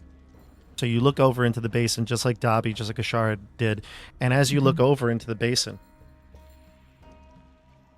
you see reflection. Not yours, but you see Dobby's just to the left of you, Kashar's to the right. And in the actual basin, in the blood, you see a vision, all three of you. You see Vecna. Through the liquid, you see a glimpse of Vecna. He's sitting, floating, I should say, not sitting, but floating cross-legged. He's focusing. He's casting his ritual. You look around him, and he's in a crystal-lined chamber. His eyes are closed. He murmurs silent incantations. In his outstretched hand, he holds an orb of light, magical energy that resembles a black hole. And as you see this, you look, then you see reflection of Kashar, Dobby, as if they're standing next to you, but they're not there. Vecna, jeez, I just said Vecna. Cass looks over to you from the other room, and all three of you can, look back, and you see Cass still chained. And he says, tell me one of your secrets. Whisper it to me.